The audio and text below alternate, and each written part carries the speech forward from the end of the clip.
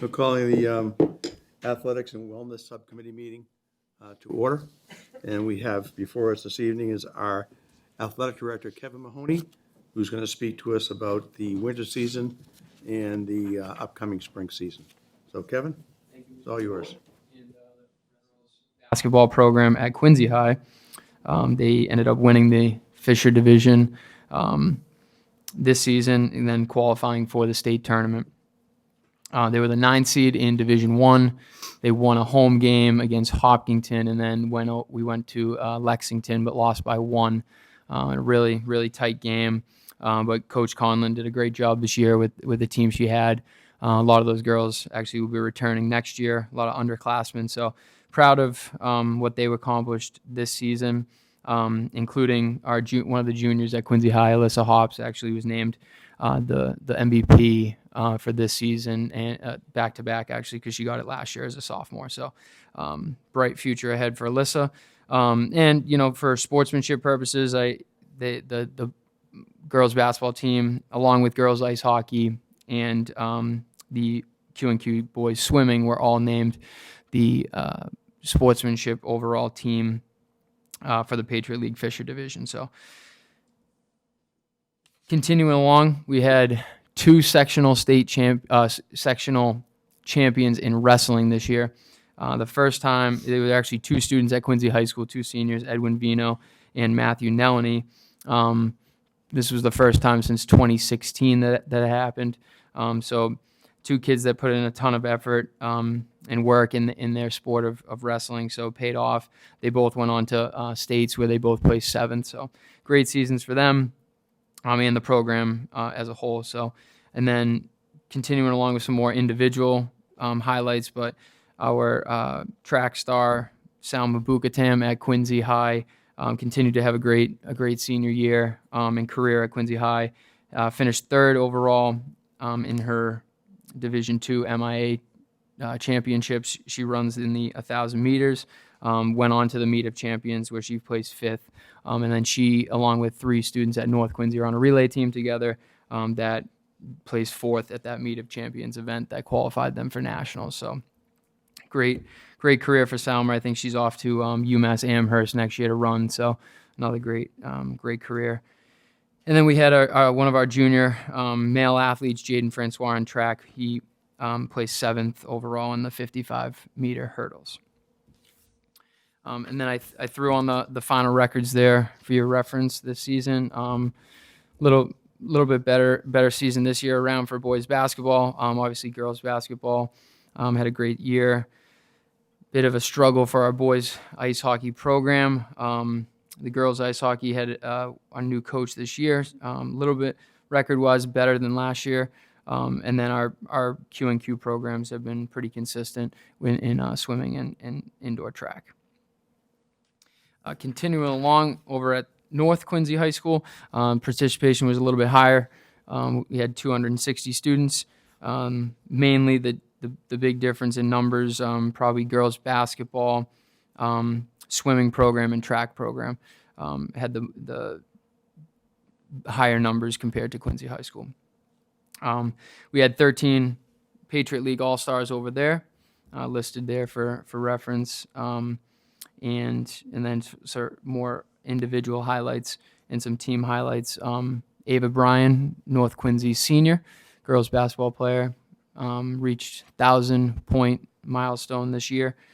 She's had a great career over at North in multiple sports, so very proud of Ava, and helped the team qualify for the state tournament this year. They were the number 20 seed in Division II. And lost a very tight game at Whitman-Hanson in the first round. But great season overall. Had Coach Cunningham, a new coach this year, did a great job with the girls. Everybody seemed to buy in and play hard. So it was a fun group to watch. And then our North Quincy boys hockey, they did qualify for the state tournament this year. They were the number 32 seed in Division III, and we hosted a game at Quincy Youth Arena, but unfortunately lost in that preliminary game to Diamond Regional. North Quincy senior, Kenny Guan, he's a boys on the boys swimming team. He was named MVP of the Patriot League Fisher division this year. He actually was the MVP last year as well, so back-to-back MVPs. But a bigger accomplishment, I guess, would be he finished first overall in the South sectionals in the 50-yard freestyle. Not sure the last time that had happened, but for one of our swimmers to finish first in a large pool of schools around the South sectional is pretty impressive. So Kenny's had a really good career. Wish him the best moving forward. He went on to states and placed sixth in the 50 free. And then, as I mentioned, the girls hockey and Q&Q swim, that overall team sportsmanship award for the Fisher division. And then more North Quincy track athletes, individual highlights. But Aluna Coogan-Coyne's a senior over there. She runs in the mile. She finished third at the MIAs and then advanced to the Meet of Champions, where she finished eighth. And then a sophomore, Maddie McGillicuddy, also placed third she runs the 600 meter.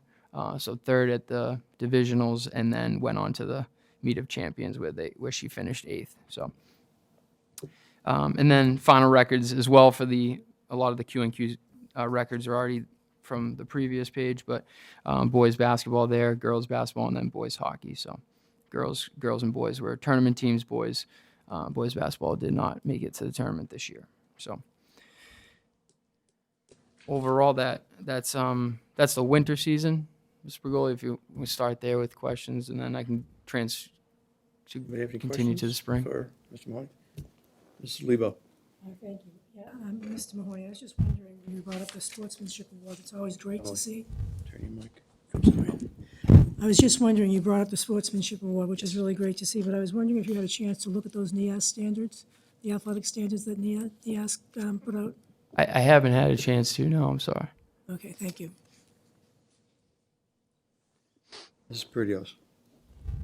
Just describe what are the qualifications for a team sportsmanship award? What is that? Can you just describe that a little bit? Sure. Yeah. So the each season, after each season, the Patriot League coaches get together and do an end of season meeting with the coaches and one of the ADs as a representative, and then the coaches will actually vote on a specific team that they felt that displayed sportsmanship throughout the season. So we had a couple teams qualify for it. So I think it's a good indicator of how our kids are represented across this the league. When we go to their facilities and compete against their teams. That's for sure. Thank Yeah. you. You're welcome. That's great. On the sportsmanship standards and the ES standards, we'll make sure that we review those and we'll present Sure. at the next presentation to the school committee so you can Thank get a you very thorough much. understanding of what those are. Thank you. Before we move on to the spring, Kevin, can you explain how one school can have teams in Division I, Division II, and Division III? Yep. So so basically at this point it's a 2-year cycle from the MIA standards. They typically base it off of enrollment, but they won't necessarily look at this year's enrollment. They'll look at it from a couple years back when they make these. You can appeal for them to move down in a division, but at that point they'll look at a multitude of facets. What I've tried to do in the last couple years is actually do that appeal process. A lot of our coaches from communication and kind of where I sit, I guess, competitive piece. I would think a lot of our programs would fall in that Division II range. Unfortunately, sometimes those appeals get denied, and we end up having to stay. Is it off again? Sorry. Sorry. Yeah, so basically MIA will send out their divisional breakdown, and then there is an appeal process for Division II, Division I. You can appeal. I've tried to appeal in the last couple of years to have most of our programs go down to D2. They do look at the enrollment as like a big factor, and obviously where our two schools are at. But it is interesting to see that, North Quincy might have a team in D3, but, another team in D2. So, but we've looked at those numbers, tried to do the appeal process to see where we might fall. So we're definitely looking at them from year to year. Do they split it depending on boys and girls enrollment, or they just look at the overall enrollment? Just the overall school enrollment. Okay. Yep. I just noticed, it just jumped out at me that we only had one team from each school with a winning record, which is a little disconcerting for me. Is there any pattern or? I don't know if it's a pattern. I think it's cyclical. Like we run into, Right. Obviously last couple years, I just look at boys basketball. North Quincy's been successful. And then, this year, if you consider it a down year, but still compete.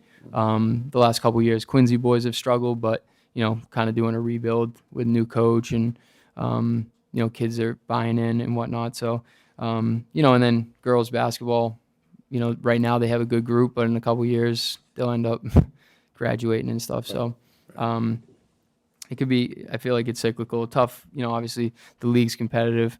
We're trying to keep up with them. But, continue to evaluate and, move forward best we can. My own personal perspective, I think probably our biggest difficulty is that we have two high schools drawing on Yeah. a finite number of kids in the system. Yep. And North draws from 1.5 middle schools, and Quincy draws from 3.5. So, I mean, that's always been the way it's been. Tough. Yep. And I don't understand how that came to be. Sure. Yeah, it's definitely different from the teams we play in our league, right? So they'll draw from one middle school and be able to build from that one youth program, if you will, with the two high schools, and kids can go either way. Kind of run into that for sure. Mrs. Cahill.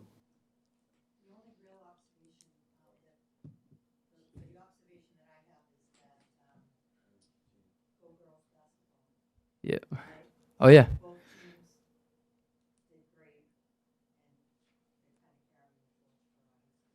Yeah.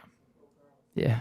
No, they were fun to watch. The first game again at North Quincy ended up being a buzzer beater, but it was an unbelievable game. Really fun atmosphere. Yeah, they were really successful and still, bright future. A lot of young talent coming up, and yeah, so good things.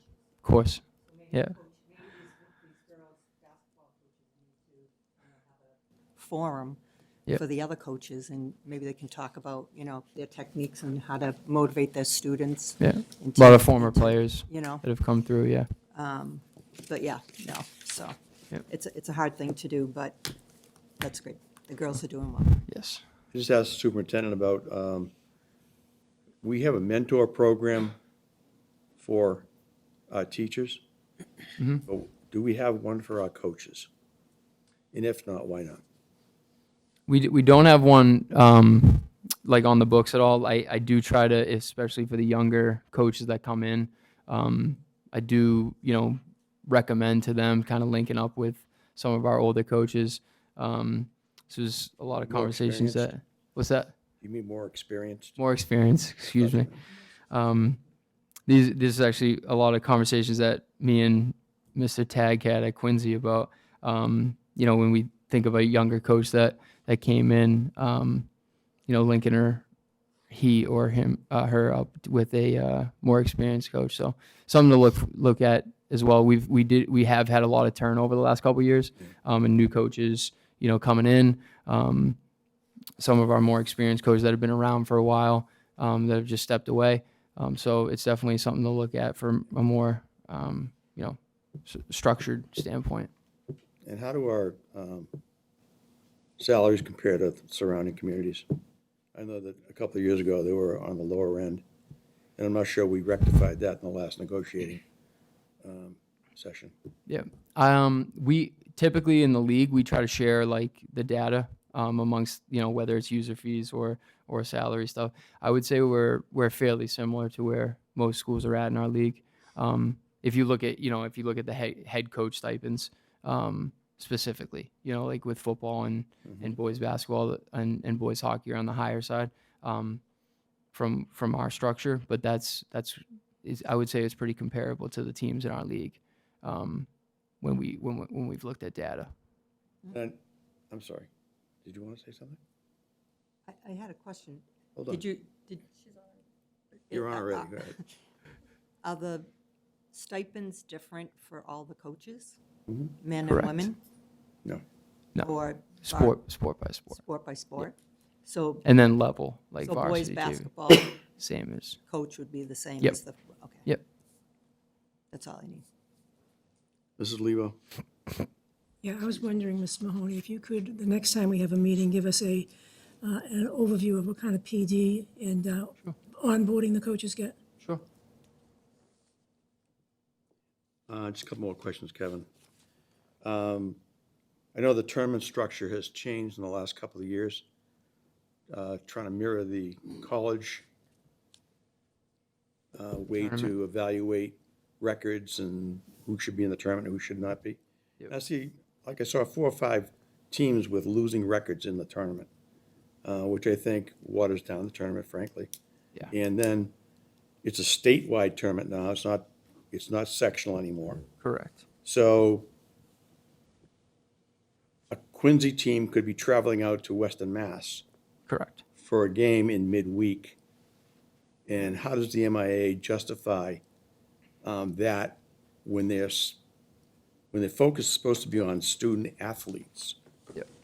Student athletes, not athletes. Mm-hmm. I just find that hard to. Yeah. I- No, it's definitely been brought up at a lot of our AD meetings with the MIA folks. There's a lot of pros and cons, I guess, to the tournament. Going away from the sectional before, the teams out west had a easier road, if you will, to go to the to move along in the tournament compared to the south sectional. But the other factor too, Mr. Bergoli, is the margin of victory piece is a big topic right now. So there's a few ADs that are coming together to kind of discuss the margin of victory piece. A lot of us feel, including myself personally, don't think that that should have really any say. There's like a sportsmanship factor in that. You shouldn't have to win a game by more than 10 points in a basketball game. A win's a win in my eyes. But it does hold weight in the current system. So there's a lot of back and forth on that piece. Right, but what it does, inadvertently, or Oh yeah. it doesn't allow for the kids on the end of the bench to get in games Correct. because the coach is under the pressure to win by X amount of points. Therefore, those other kiddos don't get a chance to play. Yep. They practice every day. They pay the same user fee. Yep. And it's not right. I just can't square it. Yep. And I just have a real problem with the new tournament format and all the things that have gone into it. We're not a college. We're Yep. high school. Yep. So, huddle. When I was coaching a couple of years ago, we have eight coaches meetings at the beginning of the year, as you Yeah. know. And the big push then was to have huddle as the main way to scout Yep. teams, to share information. Share film. Yep. Yeah. And it appears as if most of the teams in the Patriot League have complied. There are a couple that have not. Has that been addressed? You home speaking of it specifically? Yeah. Yeah. Yep. Plymouth South, Yeah. The Plymouth. Plymouth Yeah. North. Yeah. Yeah, and I think that's grossly unfair too. We spent a lot of money installing huddle into our venues. Yeah. And we share our information with everybody. And it's not being done. Yeah. So how does that get addressed, Kevin? Yeah, we typically at the end of season meetings they'll address it at that point. We talked about it at our last AD meeting. Moving forward, how different schools are addressing that, because they'll share it in like football. They haven't really talked about it with like soccer and lacrosse, but we have that option to film here. So if the schools have the cameras outside at our facilities, we have the 2 in the gym, but we are lucky enough to have the camera at Veterans and Creedon. Right. So there's been some talk about how do we make that move with soccer, lacrosse, et cetera. So football and basketball, the 2 big ones. But yeah, we're talking, we're telling the schools. I think they run into it a lot with football too, with the sharing of information before their game the week before. So making sure all the coaches are on board. But from our standpoint, we haven't run into it like from our own coaches. Everybody's been compliant with stuff. So No, I'm not saying Quincy doesn't No, yeah, comply. I'm yep. saying that Yep. there are other school systems that don't comply. Yep. And I think that's grossly unfair to us as a sports community. Sure. And I'd like to have it addressed by Yeah. you at Absolutely. the next AD's meeting when you guys get together, Yep. or women. You got it. Okay. Thank you. I've taken enough time. Whoop.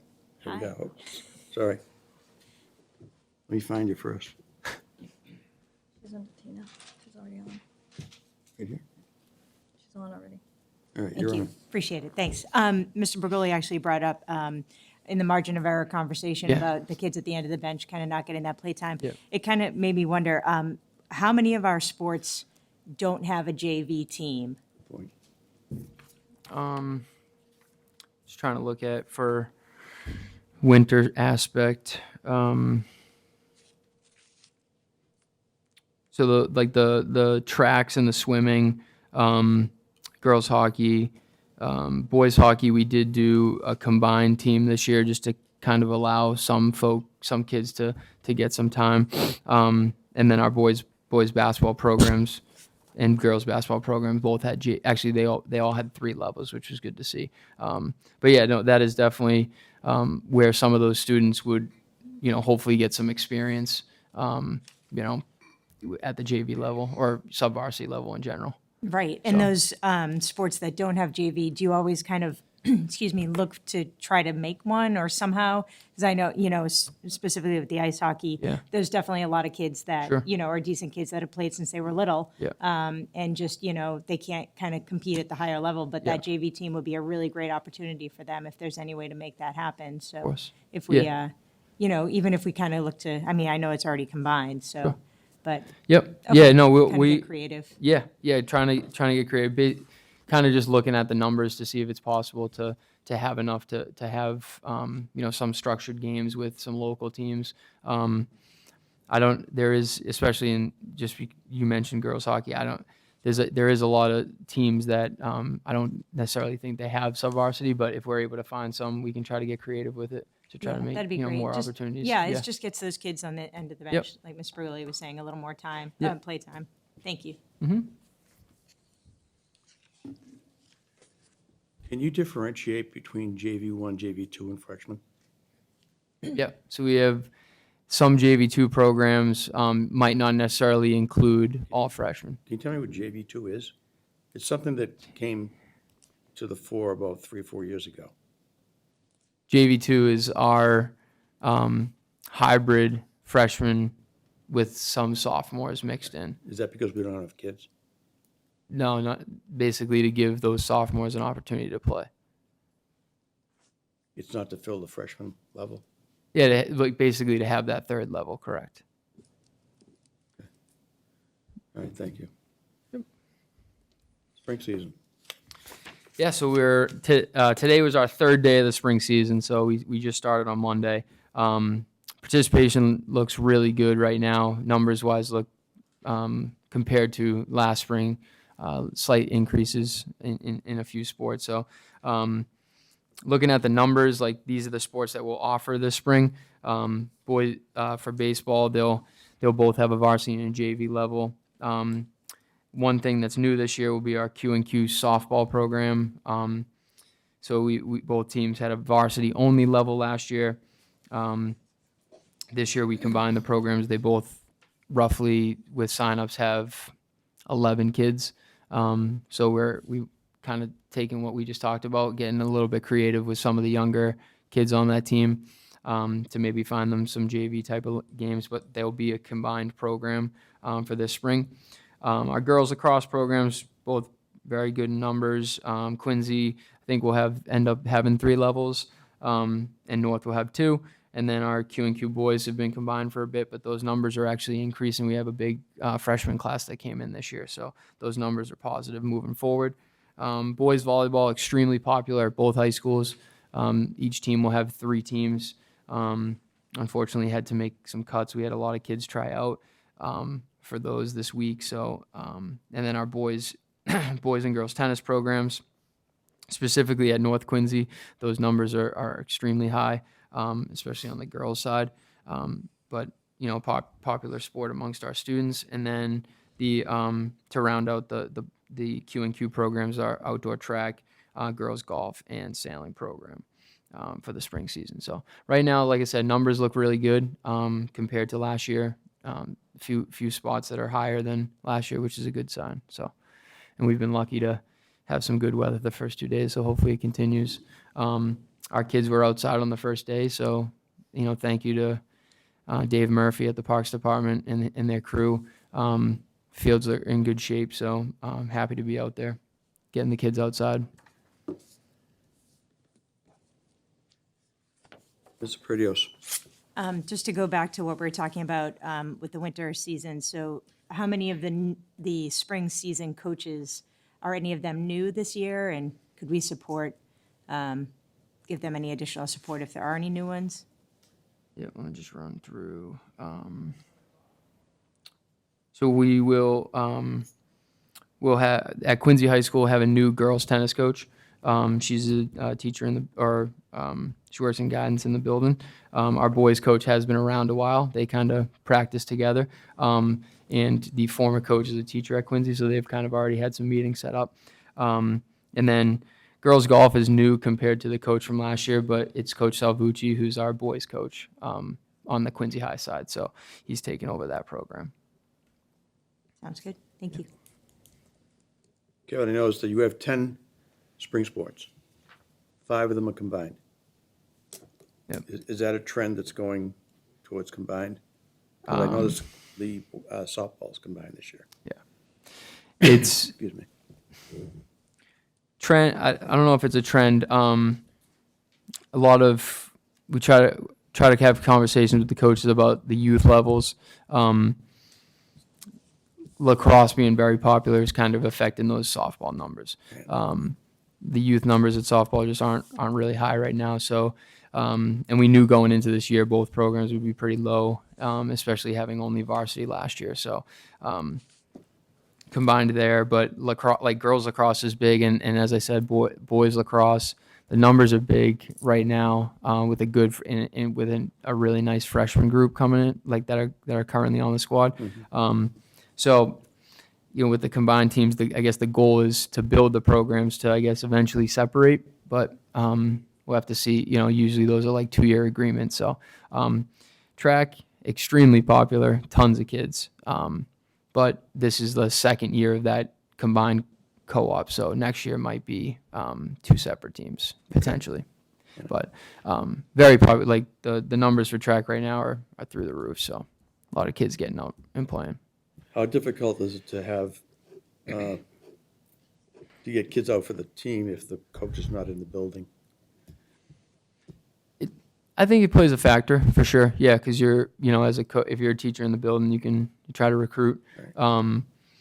But do our best on our end too to promote our programs, get kids interested and out, have team meetings after school, things like that to try to help them get interested to sign up. A lot of the coaches will do especially for the spring, they'll do a sign up meeting in January, February, try to get an idea of numbers. Give them some logistics about the season, and then move forward.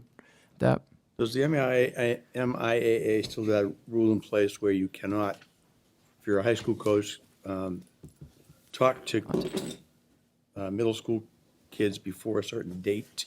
I never saw a date in the rules of MIAA, but we always seem to follow one here in Quincy. Yeah. There's MIA wise, there's no date. So there is no No, date. yeah. So, You just gotta, you obviously just be, in terms of like recruiting, they have their breakdown for recruiting, but just open conversations with kids, talking about our programs. well, that was my point. Yeah, yeah. If you want to go down and talk about your program Yep. I mean, when I was coaching, I couldn't go to Point Webster, I couldn't go to Broadmeadows, I couldn't go to Sterling at the time, because they were not feeding into North Quincy High School. I could only go to Central and Atlantic. So to promote my program, I would ask the principal if I could announce any girl or boy who might be interested in the particular sport, Yep. if they could come down for a meeting. Sure. And I'm not sure that that's breaking a rule. Or I don't think that's recruiting either. I think it's just explaining what the program is and promoting the program, Sure. so. I would agree, yeah. You would agree with that? Yeah. Okay. Kathy, nice to hear from you. Thank you. Was baseball the only program that you had tryouts for that kids did not make the team, and approximately how many kids are we talking about? No, we unfortunately we did have to make cuts in volleyball. Both programs had, I would say, upwards of 65 kids that tried out, but each team typically takes roughly around 15 total. So you're talking about 45, yeah. So there's a lot. There ends up being a lot of cuts that happen in the sport. It's just extremely popular in the city. The teams that we end up playing against, a lot of them don't even have that third level. So we keep a freshman team, and then try in terms of scheduling, try to get as many games for them as we can with local teams in the area, or if we have to travel or have a team come in, just to allow them to get some games. So it's not, I guess it's not as popular in other districts or cities, but a lot of volleyball is just massive in Quincy. So unfortunately tough, to make cuts. So The kids that don't make the teams, do we do any kind of follow-up to kind of encourage them to do another sport? Or yeah, yep. So we don't, a lot of these don't do cuts. We'll encourage them to do track for sure, or like tennis if they want to try to learn the sport. And then there's been discussions over the years to maybe see if anybody might be in the building might want to do some like early bird stuff. Like I know that's popular in the middle school level, but it's definitely, even on the girls' side, it's a big, it's a big draw. So allowing those opportunities is important. So Thank you. you're welcome. So one more question. There is a no-cut policy. There is no cut policy. Am I correct? Yeah. That cutting, quote, cutting is allowed. Yeah. Okay. It's very unfortunate. It is unfortunate. I never cut a kid in my whole career, Yeah. ever. Yeah. I had 22 kids on my JV basketball team. Yeah. If we can prevent it, that's what we try. We definitely try to do that. I think it should be prevented at all costs. Yeah. Anybody else? Yeah. Yeah. I just threw this at the bottom for the middle school piece. We did, since we last met, we had our wrestling program, co-ed wrestling program, good numbers there. Currently swimming is going on. Saturday is the swim championship meet at Lincoln Hancock. And then, we'll have spring track in the spring. So, and there's hundreds of kids at Faxon Field that week. What time's the meet? It starts there's warm-ups at 8. It will start right around 9. Yeah. Anybody else? Thank you, Ms. Mahoney. It was, Thank you. Thank you all. enlightening. Mayor Koch, thank you to Commissioner Murphy. Our fields are in great shape. Teams are out there on day one. Meeting adjourned. Take care.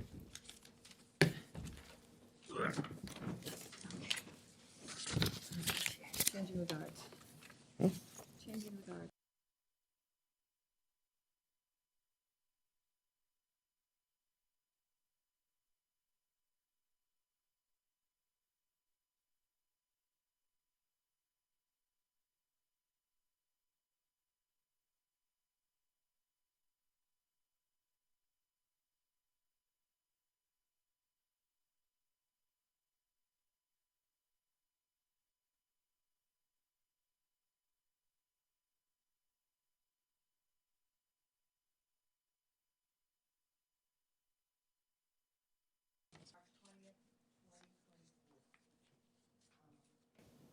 Now I'm on, right? So let's call for the Pledge of Allegiance.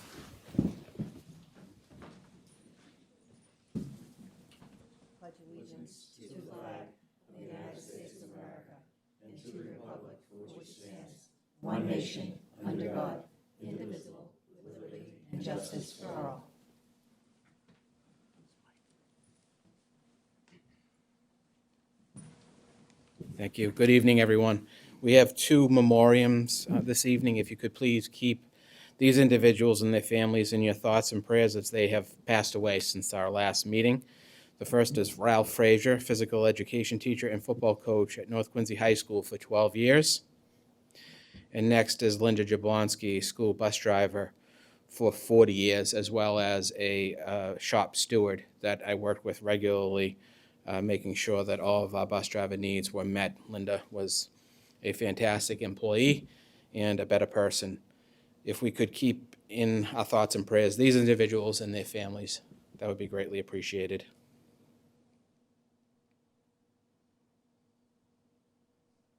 Thank you.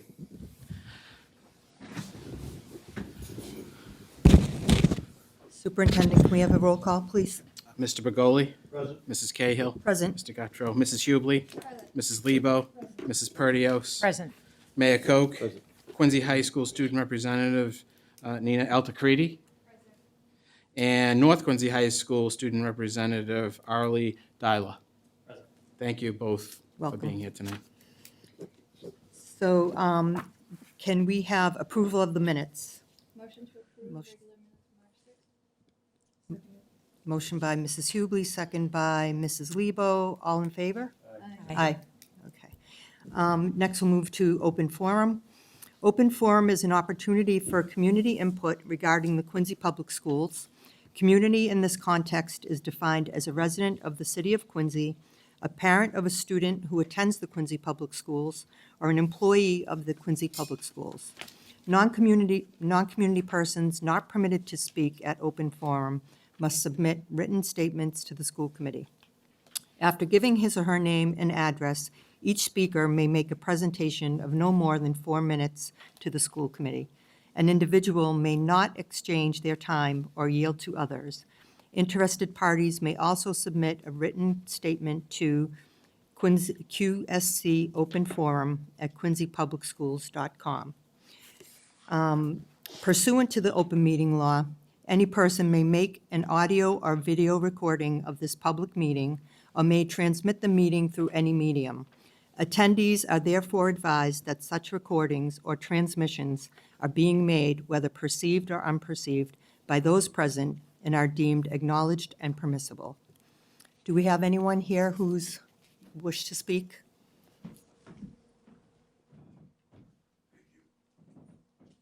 Toro, 14 Lois Terrace. Please excuse my voice. You good? Thank you.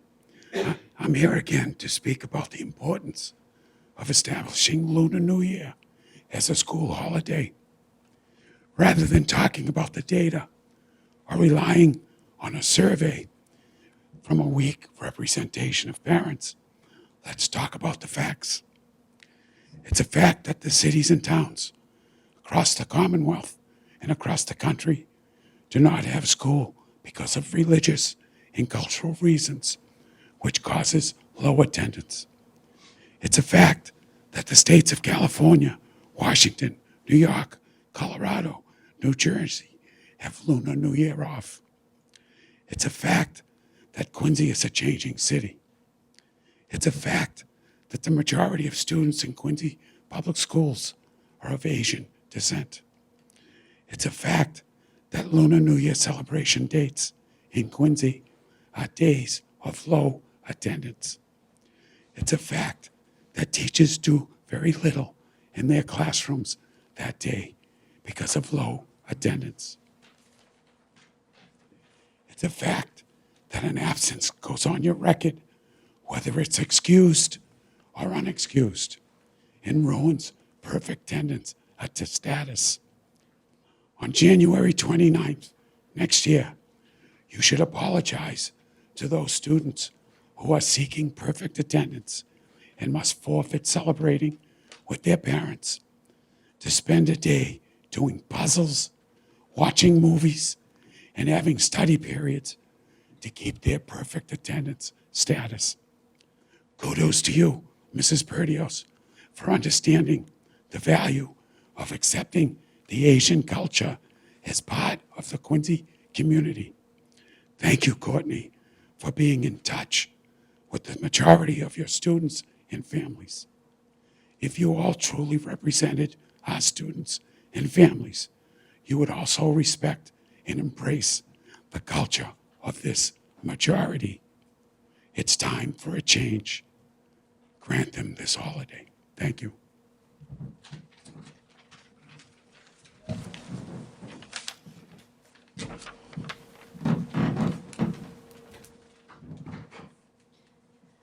Good evening, everyone. My name is Shivpreet Singh and 511 Hancock Street.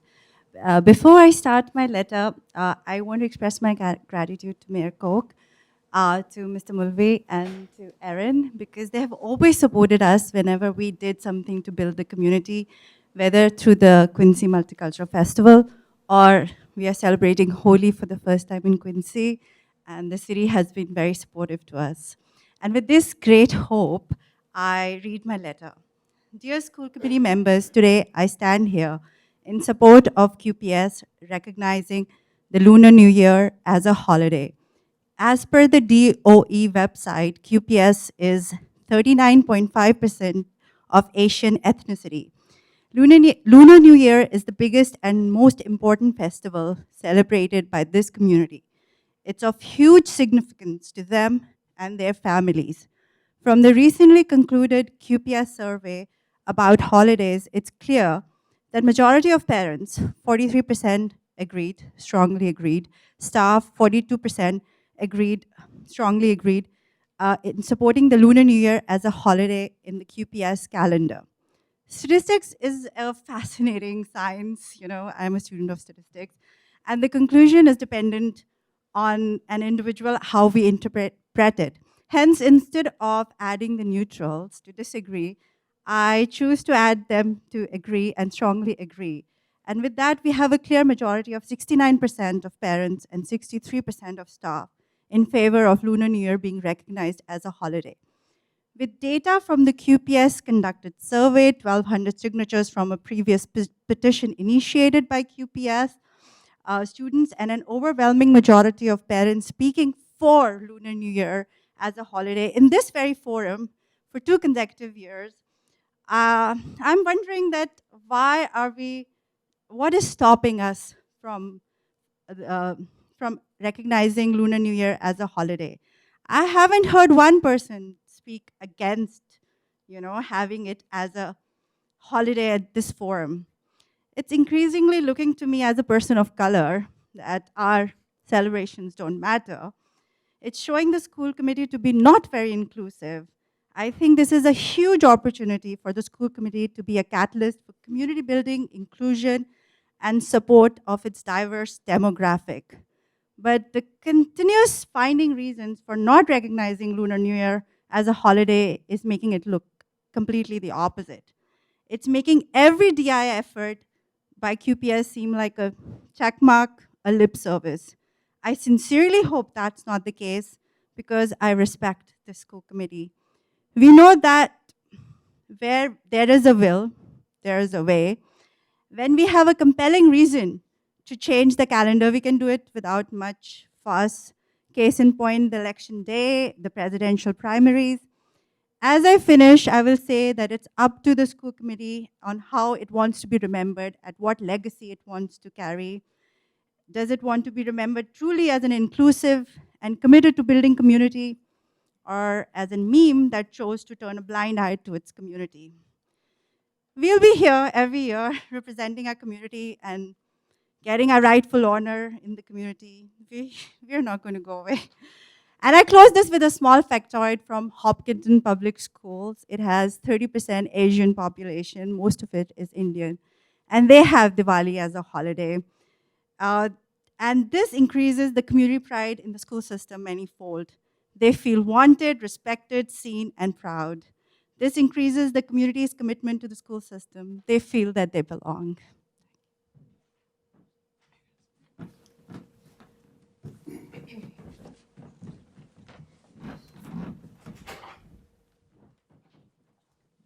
Got my timer here. Jana Mulcairn, 54 Virginia Road. Thank you for giving us the opportunity to speak here. I'm here to support including Lunar New Year as an observed holiday on the QPS academic calendar. A little bit of different data than what Shiv had, but I have a citation here from your website, QPS website. Asian students comprise the largest demographic of our district at 40.2% on our site here, narrowly edging out 39.9 for white students, followed by single-digit representation for the other demographics that are noted there. 8.4 Hispanic, 7.4 Black, 3.7 multi-race, and less than 1% Native American or Pacific Islander. While I am not an expert on survey design, I do have a doctorate in education, as well as a graduate and doctoral level research study experience conducting higher ed surveys, so I was disheartened by what I consider a flawed design of the survey sent to the QPS families. The survey conflated the loud request by our community Lunar New Year observance with many other holidays, and a late leading question, which I consider leading, which I'll paraphrase because I don't have a copy of the survey, seemed to make an all or nothing choice between add all holidays or keep the calendar as is, which was unfair. Have we even heard the request for all the other holidays listed on the survey? The survey didn't include an open-ended question or any opportunity to add supporting comments as qualitative data to enrich results. Conducting a completely quantitative survey on such a topic seems short-sighted. A mixed methods design would have yielded more robust results with explanations. I did not have the chance to voice my discomfort in answering the leading question, for which would force a skew of results. I may have been one of those middle people because I didn't know which, I don't want to say I want all holidays, but I definitely want Lunar New Year, but that wasn't an option. While many of the proposed holidays in the survey were religious observances, Lunar New Year is a cultural holiday observed by Asians with a heritage in various religions from many, many countries. And since Asians make up our biggest student population, and that population has loudly voiced the need for this day off for a long time, observing it, even while it's not yet a federal holiday, is the right thing to do. I work for a university which began observing Juneteenth years before it was a federal holiday because it was the right thing to do. I haven't heard the same requests for all other holidays on the survey, but they could be considered later and could still be offered as excused absences until we have more data on the negative impacts or hardships not having those holidays may pose. We've heard that from our Asian community. Finally, I've heard the concern about extending the academic calendar by another day, and I do get that.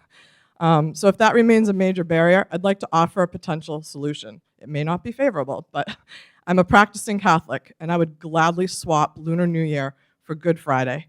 Because Good Friday, it's not a holy day of obligation. It's the only day of the year where Mass is not celebrated in the Catholic Church, and I have a citation on that here too. And any services or stations of the cross generally happen at 3 p.m. or later, which is after school. It's a day of fasting and abstinence of meat and quiet reflection on the hour of Christ's death at 3 p.m. And practicing Christians can do all of those things while school is still in session. Our Muslim community fasts for 30 days during Ramadan without having school off. Election day, you can add that back in too. I'm fine with my kid being in his classroom for lunch while people vote, if that's another option. Kindly include Lunar New Year as a recognized QPS holiday in the upcoming academic calendar and forward. Thank you for your consideration.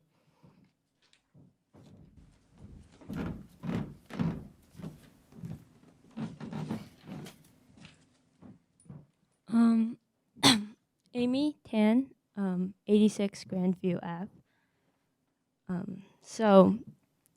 I'm not here for Lunar New Year. I'm here for a different reason, which was on March 7th, Mr. Gilbert told me that I'd be ending my term as school committee representative, and I just want to preface the statement by saying I'm sure Arlie will do a great job, and I have my full faith in him.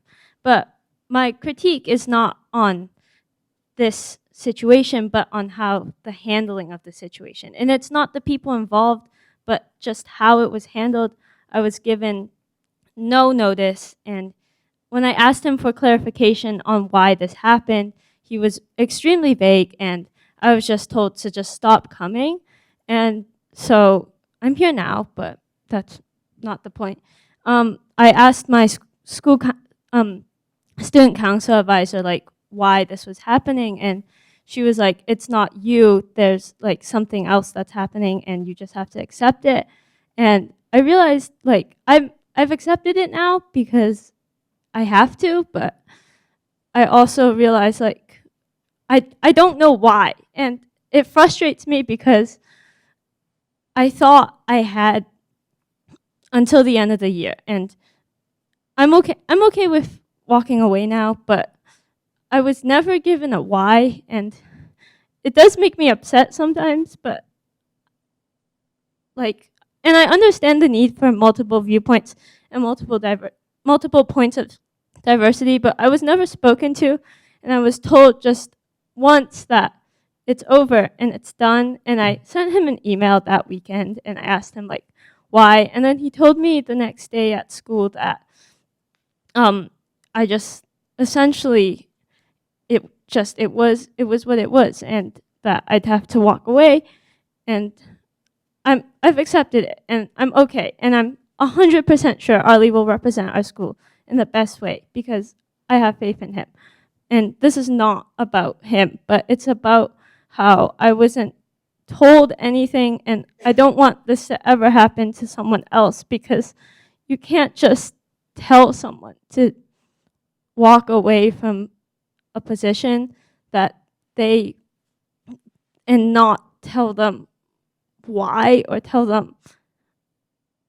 give them reasoning. And if my hearing was right, he told me there was something that happened last year in election, but I don't have recollection of it. Maybe I hit my head too hard, I don't know. But like I'm okay with it. I'm at peace, but I want closure. I want to know why. And the reasoning was that he wanted people to only have half-year terms, so my term was supposed to end in January, but I was never told in January, and it was just so sudden and so inexplicable that I felt that I had to come, or I would look in the future I would look like a few years down the road, and I would ask myself why. And I just want to know why. That's all I want. So I'm here, and maybe I can get answers, but I don't know if I can. So thank you.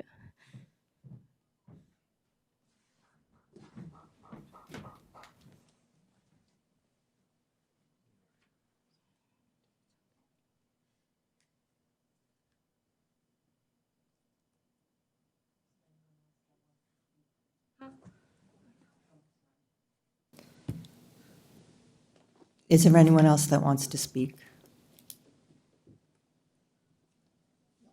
Okay.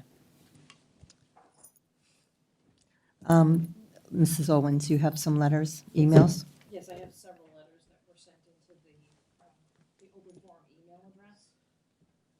The first is from Bartholomew J. Dear Mayor, members of the school committee and superintendent, I am writing to advocate for recognizing the Lunar New Year as a school calendar holiday if it falls on a weekday. While I applaud the effort to pulse the community on this issue as an action item from last year's meetings, I was disappointed in the design and execution of the school calendar survey. There were facts omitted from the communication, such as the survey was a direct result of advocacy for the Lunar New Year. The total number of school days remains the same regardless of the number of days added as holidays to the calendar, and that the majority of school systems around the country begin school before Labor Day and only have 1 week of spring break. Without these key facts, an uninformed survey taker would likely be misled to think someone was advocating for fewer school days or suggesting a school calendar scheme that was out of the ordinary. I was further disappointed that the Lunar New Year was buried in the survey after several other cultural or religious holidays, even though it was the catalyst for the study. The study is designed based on equality rather than equity. The E in DEI and EDI stands for equity. Equity is doing the right thing. Equality is the same thing for everyone, regardless of whether it is the right thing to do. We boast about how great DEI is in our schools, but we continue to strive to treat everyone equally. Despite being the majority in several Quincy schools, Asians lack representation in the calendar, staff, and curriculum. During a public meeting about returning to school post-COVID, I asked if the schools prepared any special education on Asian hate. The response I received was, the schools have anti-discrimination education for all races. This was a time when Asian hate crimes had risen to an alarming rate around the country, and Asian students were afraid to go out into public. Today, many organizations use the letter B when discussing DEI. DEIB. B stands for belonging. If you want our students to thrive in our community, they must first feel belonging. Ignoring their advocacy in the name of equality does not encourage belonging. In summary, I ask you to do the right thing by recognizing the Lunar New Year as a holiday in the school calendar. As suggested last year, you should review the school calendar against the city's population makeup and adjust periodically. The study was not framed or appropriately designed for the community to inquire about the Lunar New Year. However, you cannot deny that you have heard your constituents passionately advocate that Asians should be represented on the school calendar. Please vote yes to recognizing the Lunar New Year as a day off. The next letter is from Laurie Earl. Dear Committee, I wholly support Quincy Public Schools having Lunar New Year as a holiday. We have a diverse community here in Quincy, which brings tremendous perspective and strength to our city. Many public schools in our country have holidays for ancient U.S. history. We have other holidays such as St. Patrick's Day, honoring folks representing our Irish heritage. Other holidays have backgrounds related to religion and faith. Holidays in local public schools should be seen as opportunities to celebrate the diversity of our community. In this light, these holidays might change over decades and even centuries as populations change. Honoring the Lunar New Year, such an important holiday to our Asian American friends and neighbors, is very fitting, and I fully support this suggestion. Attention school committee members. The EDI subcommittee of the citywide PTO is requesting that school committee make the appropriate and needed changes to the approved holidays in the 2024-2025 QPS school year calendar by recognizing Lunar New Year as an approved school holiday. This request comes with the continued spirit of collaborative work the EDI subcommittee has had in the last few years with not only with QPS, but also with the school committee and its members. The EDI subcommittee has been steadfast in the last 2 years supporting and recognizing the voices of parents, caregivers, students in their unrelenting determination to recognize Lunar New Year as an approved school holiday in the school calendar. This was first demonstrated in 2022 when the EDI subcommittee completed their own holiday survey, and overwhelmingly the parent caregivers within our subcommittee membership, 49.2% of those surveyed, identified Lunar New Year as a holiday to be recognized. The subcommittee again supported this recognition in 2023 by supporting the student-driven petition from the North Quincy High School students who diligently pursued signatures from students, not only at the high schools, but also at the middle schools, parents and caregivers, teachers, staff, community supporters, and business owners with an overwhelming and resounding 1,220 signatures in support of this holiday being added for the 2023-24 QPS calendar. Again, it was not supported. Again, parent, caregiver, student, community voices were not recognized by the school committee. Based on the 2023-24 DZ race and ethnicity data for Quincy Public Schools, 39.5% of students identify as Asian, as compared to 37.1% who identify as white. Even 4 years ago, the 2020 census data identified Asian American Pacific Islanders as representing a majority percentage of the QPS population and community as a whole. One holiday most celebrated by Asians, predominantly Chinese, Vietnamese, and Koreans, who make up a large portion of the QPS Asian population, is Lunar New Year. The EDI subcommittee members struggle with the lack of forward movement by the school committee, who are voted to represent all QPS students, families, parents, and caregivers. How has this group of elected officials continued to ignore the empirical evidence in front of them? Facts are facts. We are continuing to disrespect all our families and students who make up this majority population in QPS by not recognizing Lunar New Year. We are far behind other communities who have recognized it, even communities whose population is not as closely representative as our majority AAPI population in Quincy. We need to catch up and celebrate the people who call Quincy home and call QPS their schools. The EDI subcommittee is requesting Lunar New Year be added to the QPS 2024-25 school calendar with an AAPI QPS community as rich and diverse as we have in Quincy. It is important that all our students and families feel they are seen and included. By recognizing this holiday through the addition to the school calendar, the school committee would be reaffirming their commitment to build a strong diversity, equity, inclusion, and belonging culture and community in QPS. Make the right choice and vote in favor of bringing this equitable and whole student belonging matter to the forefront. Thank you for your time and consideration of this request. The EDI subcommittee of the citywide PTO is represented by Heather McDuffis and Grace Young J, and also supported by about 15 other parents, also supported the letter. And the last letter tonight is a letter from a student from, hi, my name is Isabella Loz da Silveira, and I'm a 5th grade student at Southwest Middle School. I'm sharing a petition to make Lunar New Year a holiday in Quincy schools because I think people who celebrate this holiday should have time with their family and be happy. 103 Southwest students, teachers, and families signed this petition. I have a copy of the petition if anyone wants to see it, and that's the end of what was submitted. Okay, thank you. Superintendent's report.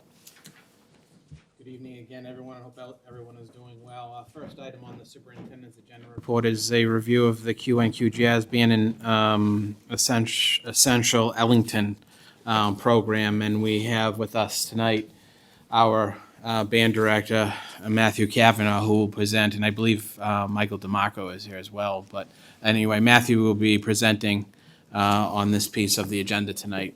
And thank you for joining us. Thank you for having me.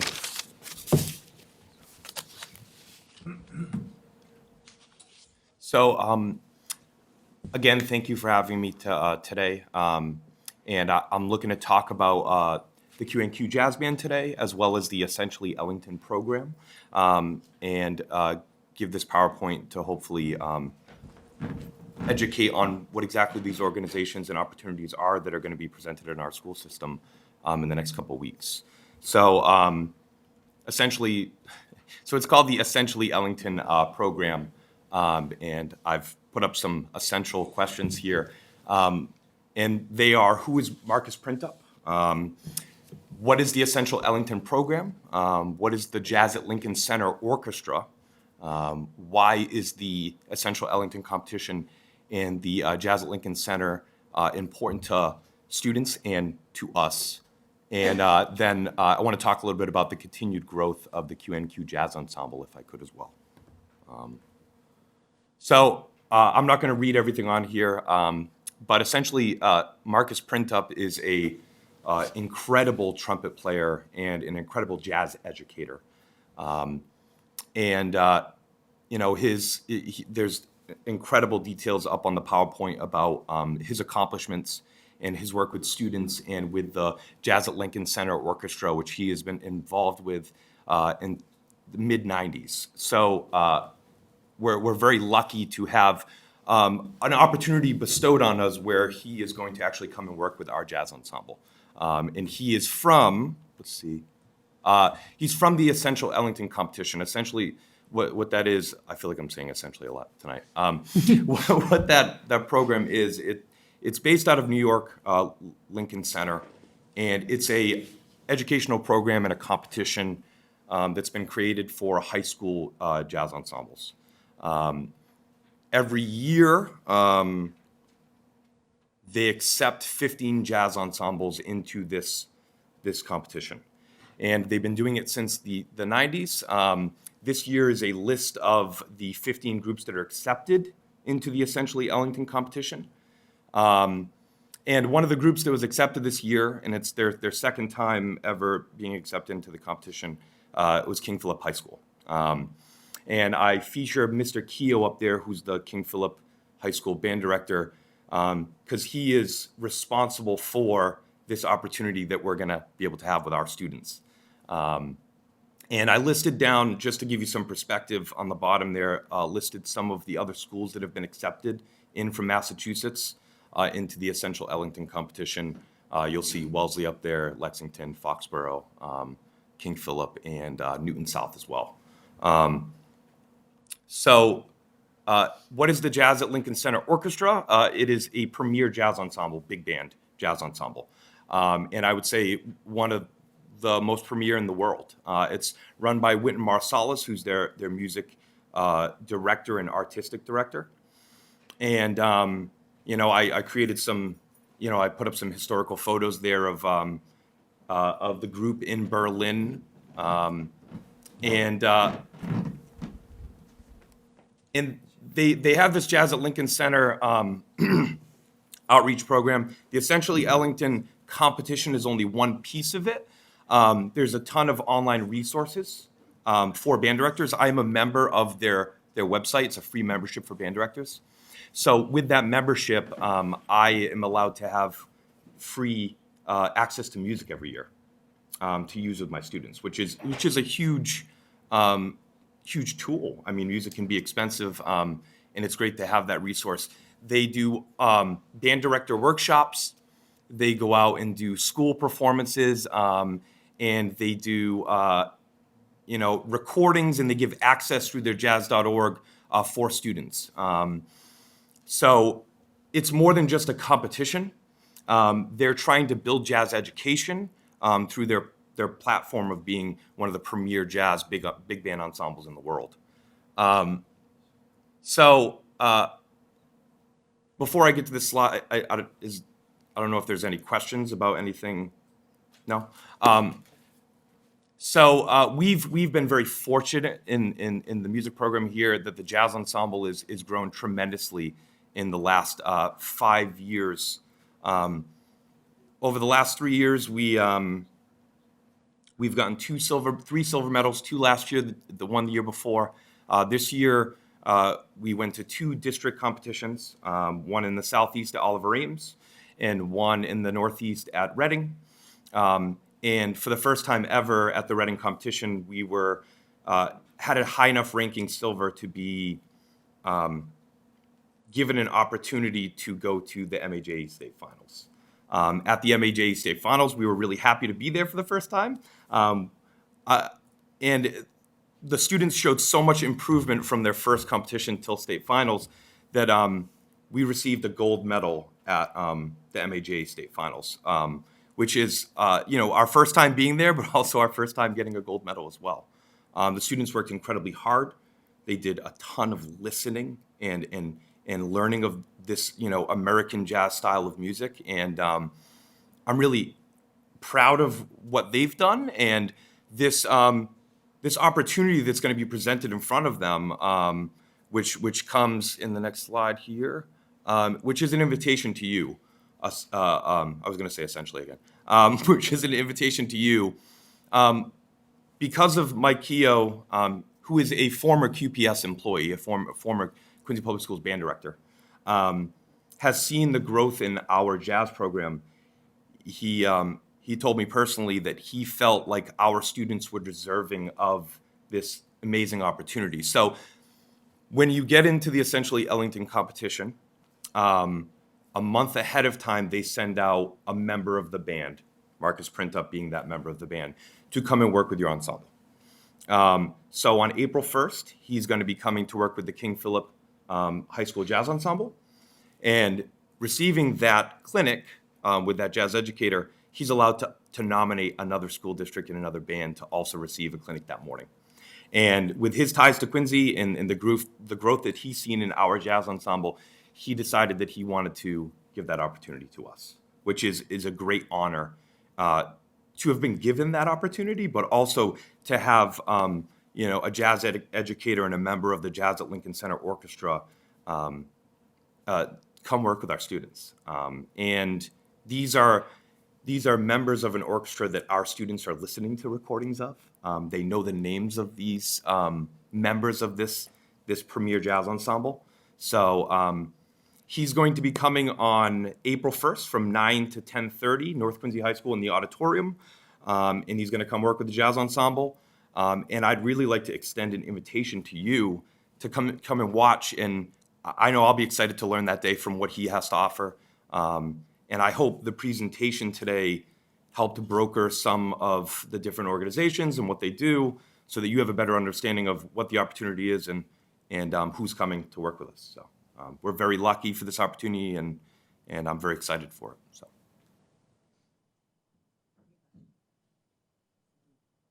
No question, just a comment. First of all, thank you to Mr. Keogh, and thank you to all of our music educators.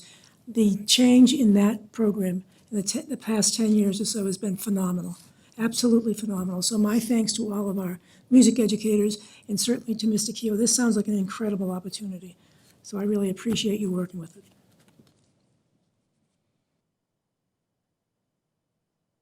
And if I may, I just have to thank my department head, our system-wide music department chair, Michael DeMarco's here. And I got to say, thank you for your comments. I immediately think of Mike when you talk about us in that way, because he's given us tremendous leadership and me mentorship in the last 10 years. So big thank you to him, as well as all of your support and Mrs. Perkins' support. And Mayor, thank you, Mr. Mulvey. So. Yeah, I've seen Matt in action, particularly with the marching band. And he works incredibly hard. He gets the most out of his kids. And just the arts in Quincy are so important. And you've done a great job with the music, Mr. DeMarco as well. So we're really proud of you, and just keep up the great work. Thank you. And you may need a raise.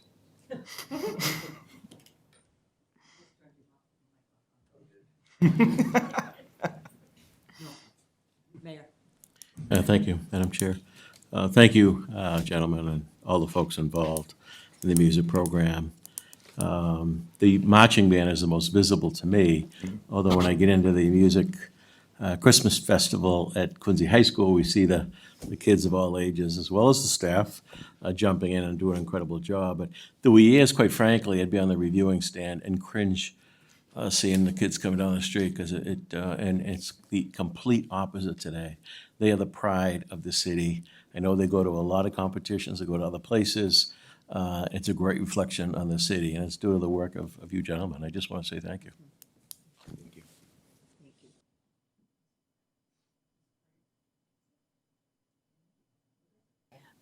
Thank you. I watch from afar, and we're second to none. I think the arts, the music department, the band, everything that we're doing, and to the mayor's point, makes us really proud. And you don't really realize it until you see, when you're getting accolades like this from other communities, when you're out there competing.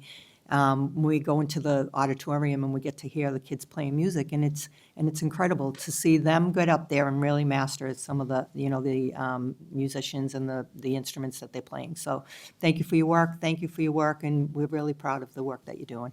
Thank you.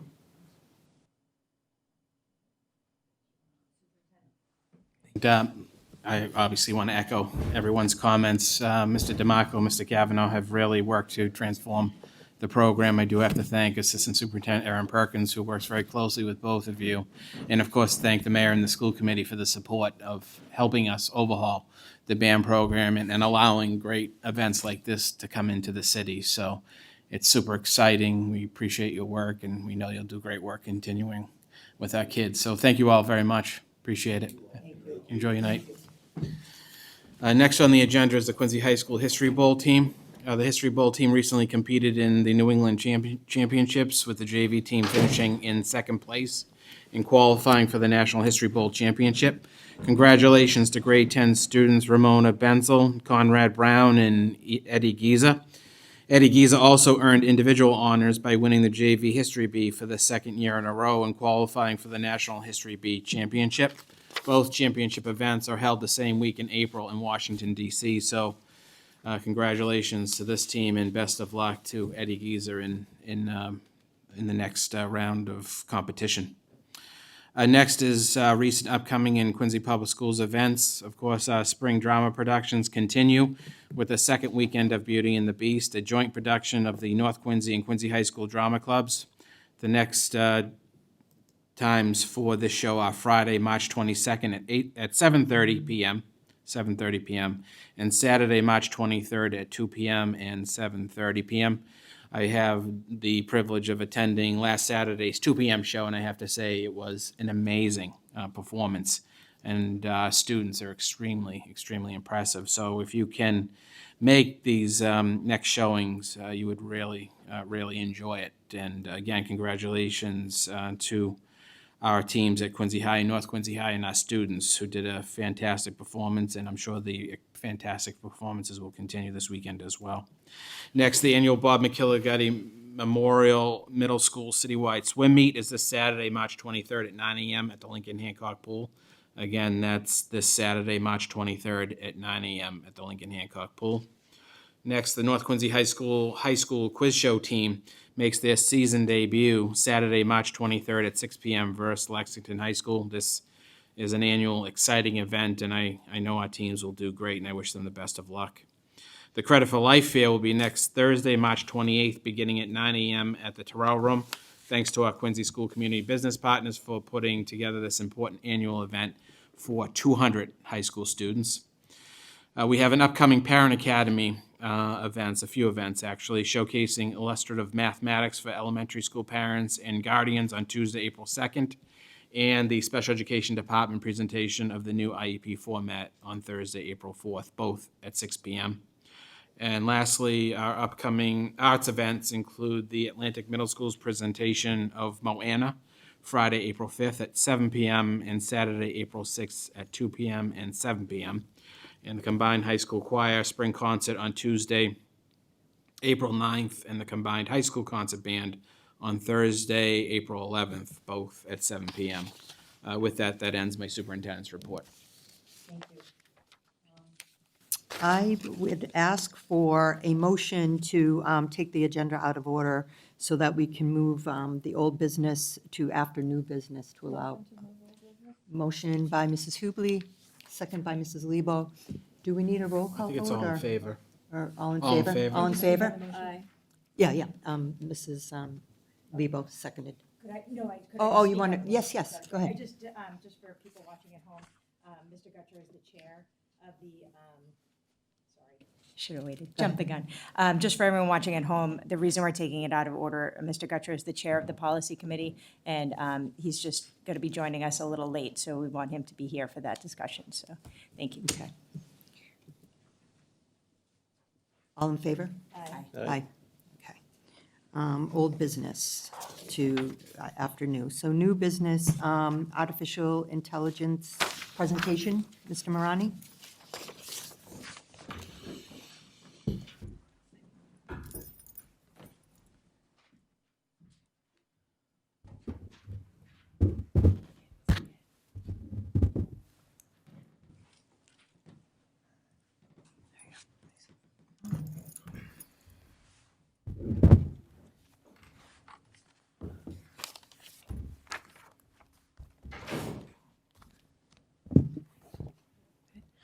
So I just want to start off with introducing our resident AI expert, Mr. Mariani, who at the beginning of the school year, when he first started, I said, okay, that's it.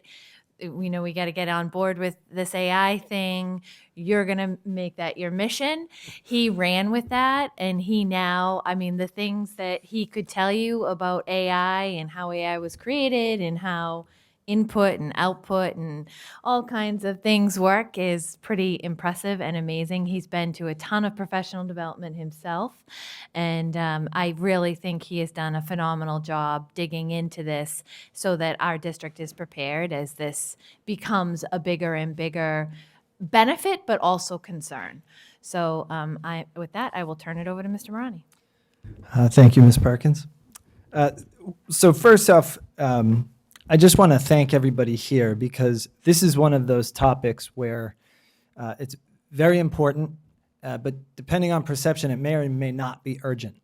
And so it's important that we, as a team, work together to prioritize this in a very evolving subject that is artificial intelligence. So there's no great expert out there, that's what my research has brought me to, that can tell us exactly how it's going to impact education.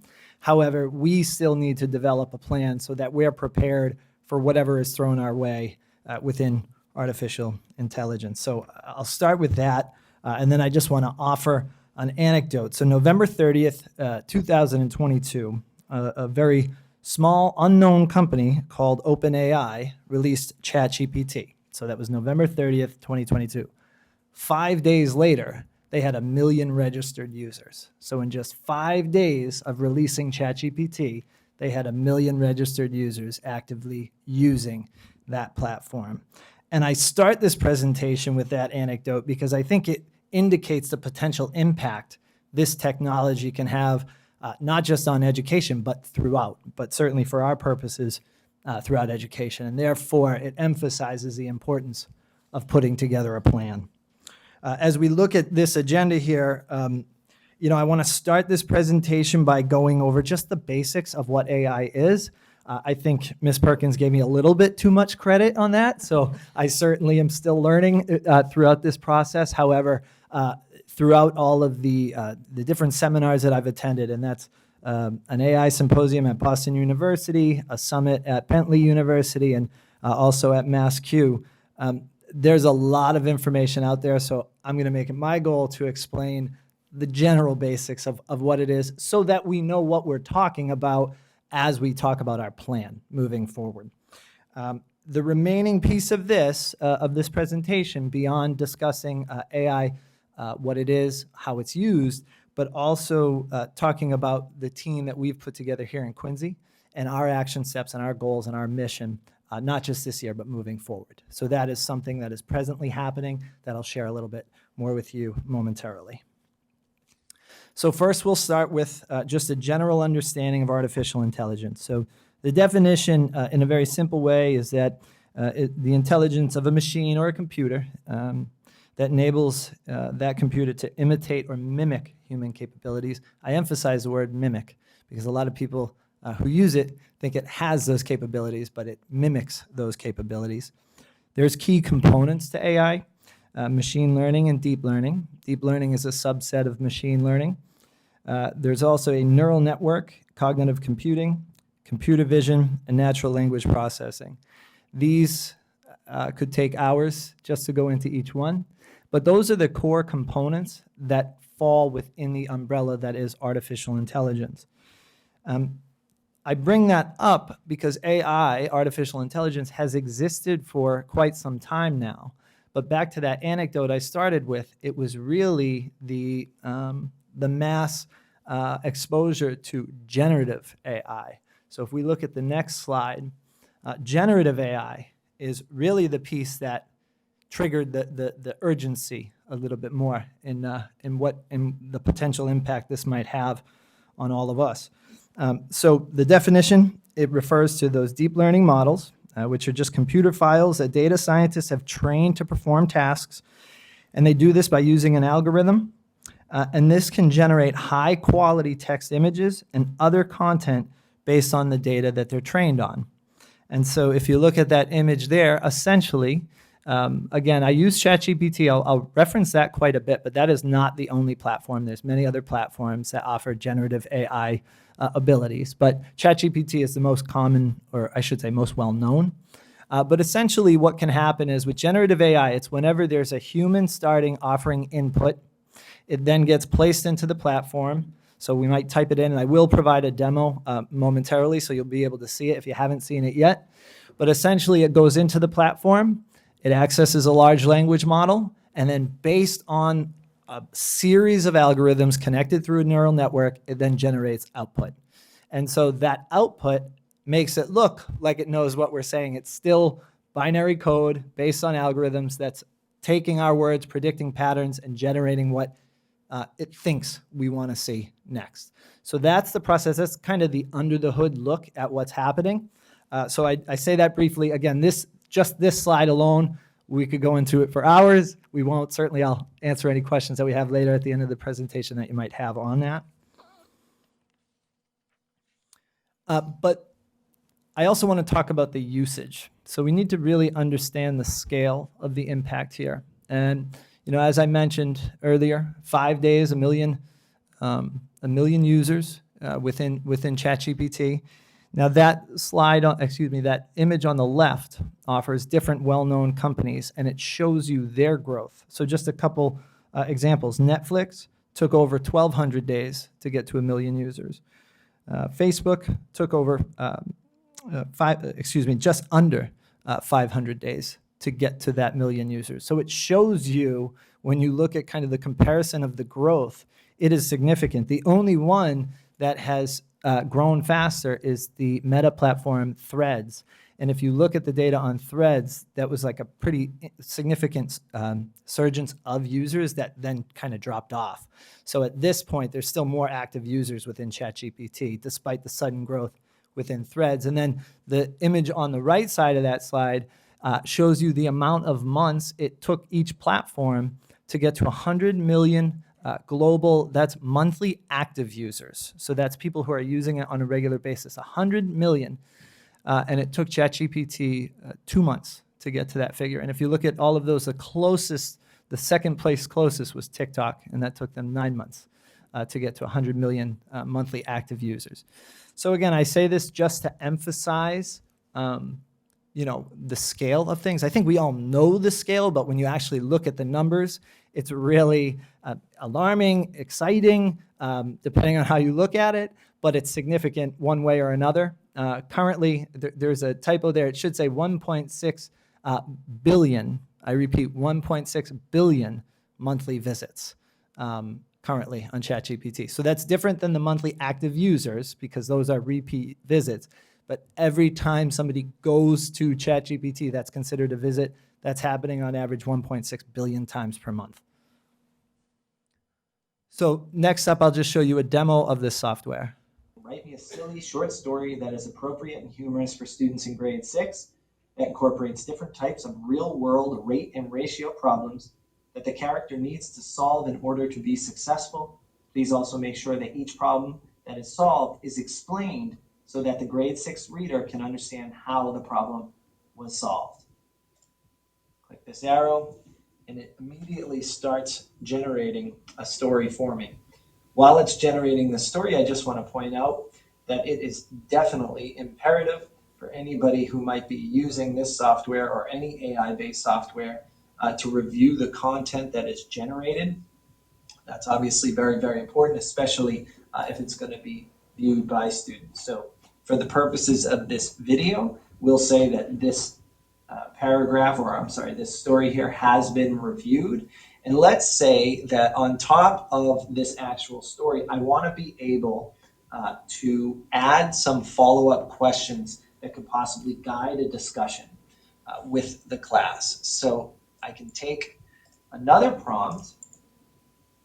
Again, I've written these in advance just for the sake of time, but it says come up with 5 open-ended questions related to this story that will prompt grade 6 students to think about the math that the main character needed to be successful.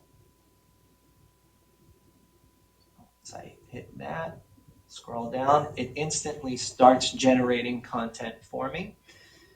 Critical thinking question, problem solving inquiry, so on and so forth. So these can be items that I could print this out, have each student read it, and there is a way to export this, or I could simply copy paste this into a Word document, share it with each student, do some sort of whole group read aloud, and then possibly a follow-up here, again, in whole group or in small groups. That would be up to the teacher. But all we need to do now is copy this. We're going to go to a website called Diffit, right? So this is a free website for teachers, okay? And at this point now, all I have to do is click on this button up here, video URL. I'm going to paste the YouTube clip there, all right? and I'm going to generate resources. So it's going to take a moment to load. And I want to point out that, again, all of this content that is now generated needs to be carefully reviewed. But what's nice about this is I have quite a bit here. I have a summary here of the main points. I also have a transcript of the video, so I can see the text from the video. So now this is another way for students to process the information. So again, they could watch this video. They then have information here related to that video. Now, let's say as I go through it and I review it, let's say I see some terms here that I like and maybe don't like. Okay, so I can go up here and I can edit. So let's say I want to get rid of original. So I want that, but let's also say I want to add rates and unit rates. And let's see. It's not there, so we'll add proportions. Generate, and in just a few seconds, it will add those terms on there. So these are key vocabulary words that I would want my students to know. It also gives me multiple choice questions here, short answer questions, and open-ended prompts. So it gives me all of this content here that I can copy, paste, and put it into a doc as I deem appropriate. But there's also another layer to this that's worth looking at.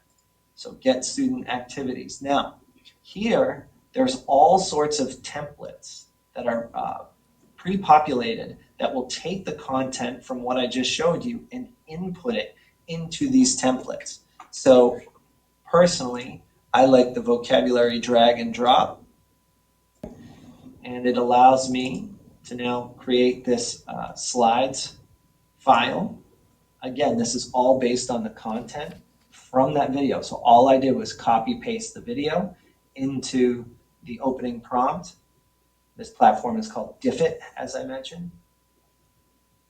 And now I want to point out I could share this to Google Classroom, so it integrates with Google Classroom. However, I'm going to open with Google Slides. This is now a teacher page that I can look at just to kind of help me with my lesson flow here. But it will literally give me additional input as I go through here. So the vocabulary words that we looked at before, I can have students drag and match those to where they belong. And as I explore this more, right, there's all of that content from the video. We can have students read, take notes on the side, and they can keep going through. So it's all the content from that video that they can now add their own notes.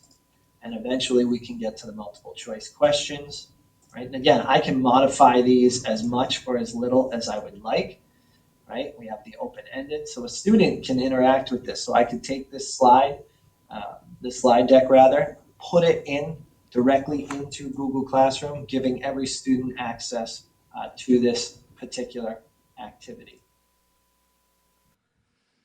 Okay, so first off, thank you for your patience. That felt a little bit longer as I was watching it compared to, when I was making it. But I just wanted to offer those examples. One, most people at this point have seen ChatGPT. A lot of people don't know about Diffit, but it's this very helpful tool.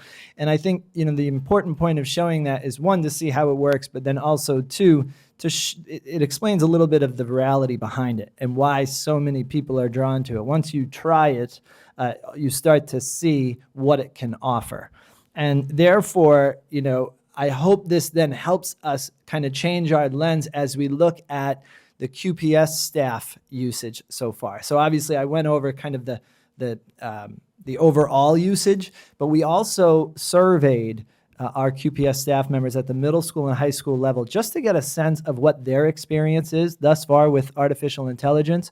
So just very briefly, when we asked about the frequency of use for generative AI, 45.9% said that they had never used it at the time of the survey. So a little less than half of our QPS staff members who responded to the survey, which was approximately a little over 100, said that they had never used it. But you'll notice that the majority uses it to some degree. So 54.1% if you combine the monthly, the weekly, daily, and sporadically. And so that's just important for us to know as we start to think about what professional development opportunities make sense and also what sort of guidance makes sense for them. Just a few more data points regarding the survey. When asked to rank their comfort level using AI, this is very important.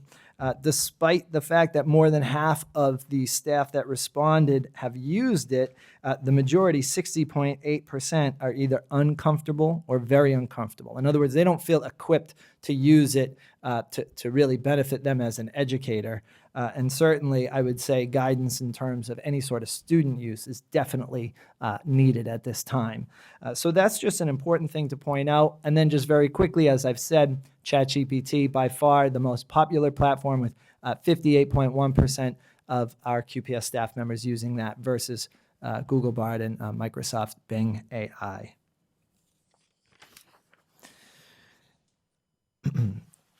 So we also asked educators if it had impacted their experience as an educator. So whether they use it or not, we wanted to see how it might have impacted the year thus far.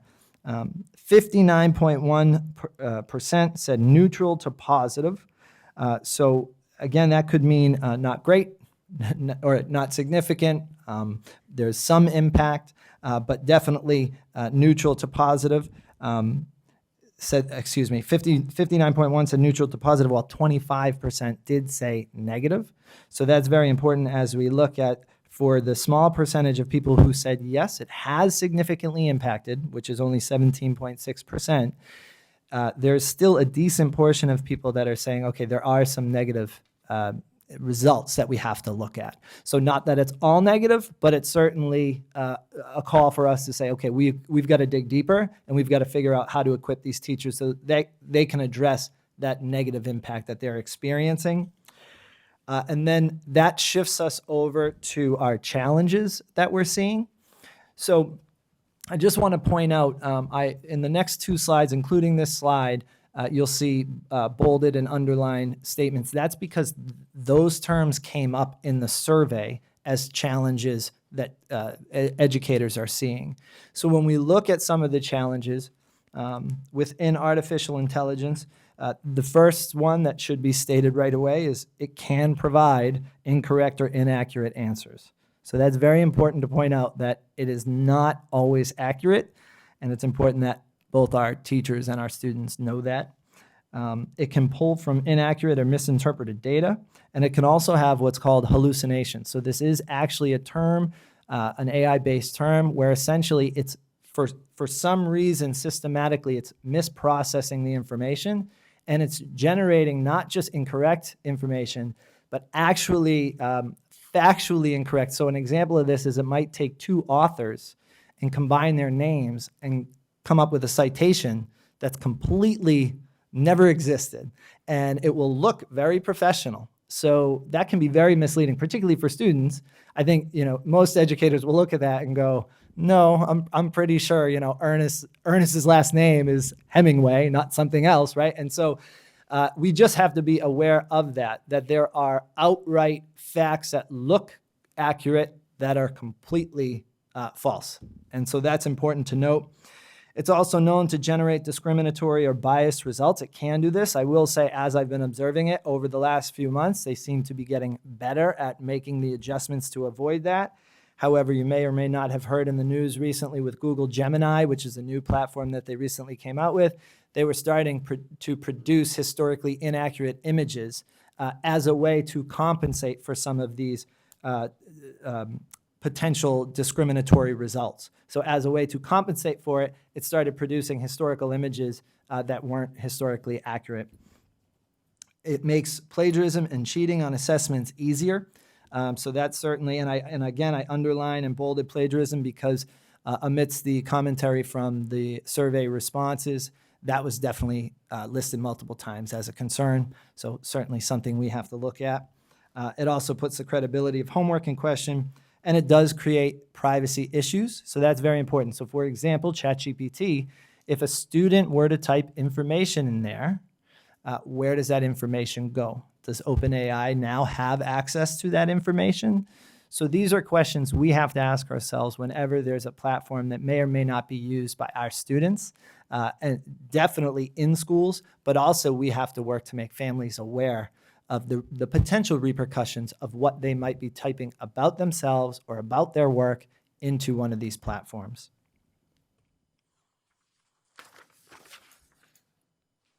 So despite some of those concerns, there's also a lot of great opportunities as well. And so I think it's important to look at this much like we would the internet, right? There's great things that come from the internet, and there's certainly negative things that come from the internet. And this is, I would say, is very, very similar in that manner. It can be used to help a student outline or organize their writing, and it's also a great place to start to help a student who might be struggling to generate ideas.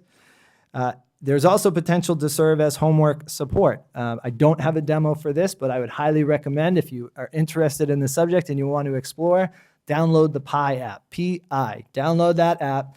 Very fun to play with. It's as if you can have a verbal conversation with another human. It's obviously not, but it's very interactive in that way. And I've practiced it as if I was a student looking for help with homework, and it does a pretty good job. I'm not suggesting we adopt it at this time, but these are platforms that are at least worth being aware of and exploring and seeing what it can do. Lesson plan creation, as I showed you in the demo, absolutely. It also can help a teacher supplement instructional materials pretty easily, as you saw in the demo.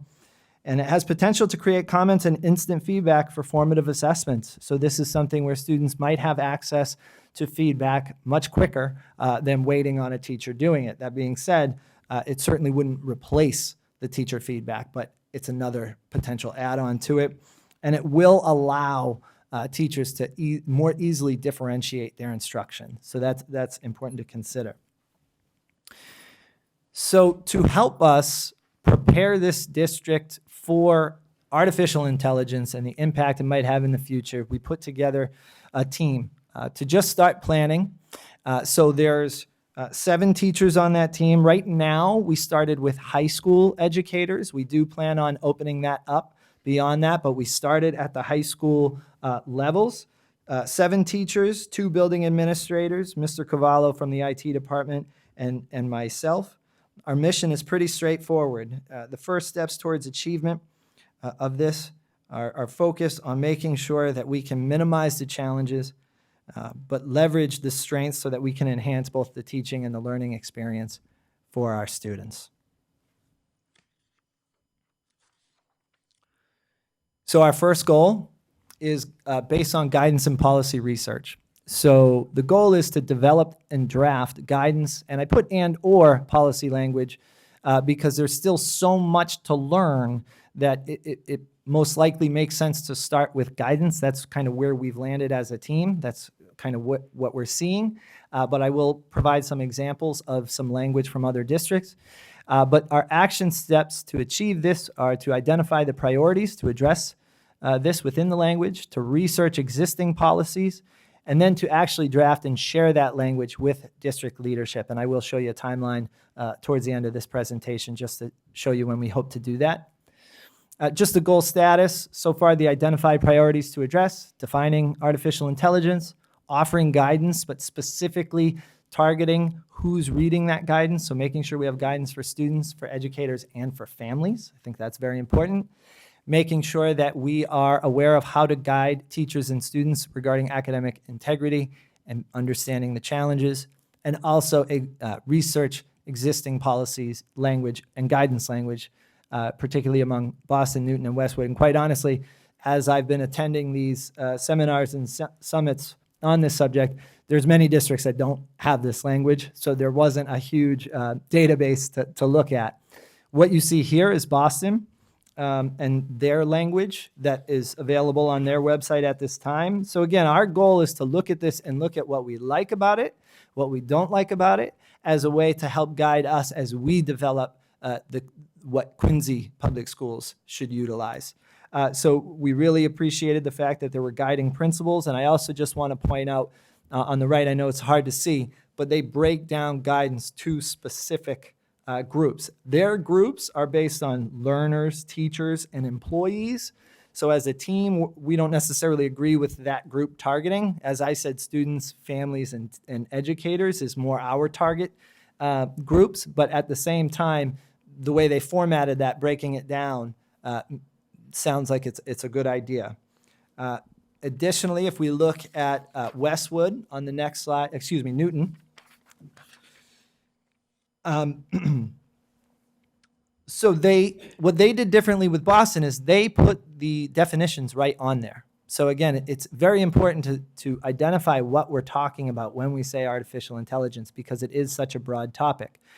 So you'll see that they use more of a narrative format, not a table format, but they did identify both staff and both students in their guidance, and so they did break it down that way. One thing not included in this is they do have a link to additional guidance that allows viewers or people seeing that webpage to learn about new resources. So that what's nice is you can kind of upload. With the evolution of this technology, you can make sure that that's up to date as a resource for all stakeholders. And then finally, if we shift gears to Westwood, very, very similar to Newton. One thing that they did that I do want to point out is that they emphasized ChatGPT. I do think it's okay to bring up ChatGPT, but we as an AI planning team, what we don't want to do is create any sort of language that could present us encouraging ChatGPT rather than guiding on how to use whatever platform they may be using. So it's important to acknowledge it because, again, so many people are using it, but they did that right up front. So for us, we look at that and say, we don't necessarily agree with where that's placed. So I give you those three examples just to kind of indicate how we as a team are processing this information with the goal of drafting our own version of this and proposing it to district leadership. Our next focus is professional development. So obviously, as we said, over 60% of the educators surveyed do not feel comfortable with artificial intelligence. And so for us to be prepared to help our students as effectively as possible, we have to make sure people feel comfortable getting to know this new technology.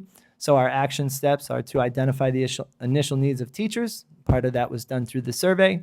Research and identify professional development resources and opportunities, and then also plan and secure professional development with a target of November 5th. That is our next professional day of learning. So we really hope to have a broad menu of offerings that meet the varying needs of different educators throughout Quincy. The goal status of our second goal, the initial needs for educators as of now, we're looking at as understanding AI basics, knowing the pros and cons, also instruction on use for educators, providing guidance to educators regarding use for students. So a lot of people don't know that ChatGPT has a policy that says children under 13 should not use this. And so right off the bat, we don't want to in any way encourage our students to use it when the policy itself by ChatGPT is saying nobody under 13. And there's actually a bill currently, not law yet, but that might prevent all students throughout the nation, 13 or under, not able to use this software. So that's important. And then, of course, just research and identify PD options. There's not a huge database of people that can provide this, but as I've been able to attend many of those conferences, the network of providers has grown. And so I'm very, very excited because I do think we're going to have a pretty broad menu on the 5th of next school year. And finally, if we could just go to the timeline. So I do just want to point out that this starts this previous December because that's when we had our first team meeting. I do just want to note that we did have AIPD in our November 7th professional day of learning. The feedback on that was immensely positive. It was both sessions filled up very, very quickly. So that alone tells us this is something QPS educators are interested in learning more about. That was run by Naomi Caselli. She is a professor at Boston University. She'll be helping us for November 5th of next year. So she's already committed on that. And she's actually going to help us offer a middle school PD this April as just kind of an added bonus that we have her available there. Again, our goal is November 5th, but we do have her helping us on April 10th for the middle school system-wide PD. And finally, I just want to point out that May is our goal timeline of when we hope to have firmed up guidance and policy language to submit as proposed language to include as guidance and potential policy down the road for QPS. So with that, I open it up to any questions, any comments that you might have, and I thank you for your time and attention to this important issue. I'm going to ask AI ChatGPT to give me some questions. Hold on a second. I'm going to get my phone. Anyone? Mrs. Lebo. Thank you so much for this. I know I brought this to the school committee's attention because of my concerns and confusion around it. Yeah. And I can't believe the amount of work that's been done on it already, so I thank you, Mr. Mariani and Erin, for that. I have one question. I know ChatGPT is free. Yes. Are all the platforms free? Well, what you're seeing is a lot of them offer free versions, and then there's premium versions. So even ChatGPT, right now the free version is 3.5. You can pay for the ChatGPT 4. So most platforms have a free version and a premium paid for version. And once again, I want to say, I think this is still true. The PD I took, they said, AI will never say, I don't know. Is that true, Mr. Mariani? I have not encountered it saying, I don't know. What I will say with the Pi app, I'm sorry to cut you off, it will say, I'm not able to discuss that. So it will say, because there's certain parameters on that, but I haven't seen it say, oh, I'm not sure, sorry, can't help you. I think even if you ask a junk question, it will Yeah, come up with an answer. it will generate something. So that's one of the things that I think people really need to know. It's a good too. point. And also that two people asking the exact same question are going to get two different answers. Yep. Yep, This is great, though. I really appreciate it. thank you.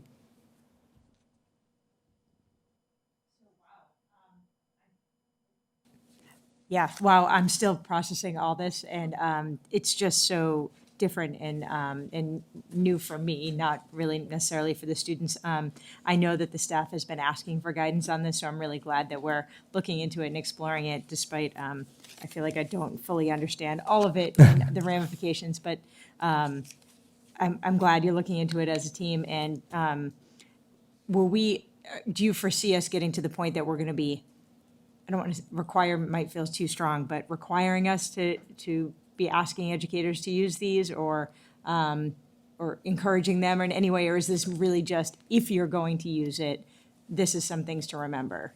Does that make sense? Yeah, I would say it's hard to predict any sort of requirement. I would say what you're seeing more is platforms are just embedding it. And so making sure that teachers are equipped. So right now ChatGPT is it's an AI-based platform. But there's a lot of platforms we use day-to-day, digital, with our illustrative mathematics. There's a digital component to that. You're going to start to see a lot of these publishers embed AI technology within those platforms. So not necessarily a requirement, but more, it'll just exist in more places. And therefore, we want to make sure people feel equipped to handle that. Right. I would just, for the people, the staff that answered, and you had said it was 100 staff members that A responded. little over right? 100 that responded. Yeah, and I'm feeling like the ones that didn't respond may also feel very uncomfortable with it. So just having so many staff that don't feel comfortable with it yet, asking them to, learn about it and use it if they have, as a Oh, yeah. requirement would be really difficult for me to kind of be okay with. But if there are some, staff that feel that this is going to be, beneficial to them, then Yeah. definitely having the tools and the support to understand how to use it correctly. Right. The students, I feel like it's, I want to read those examples from Boston and Newton on the student guidelines.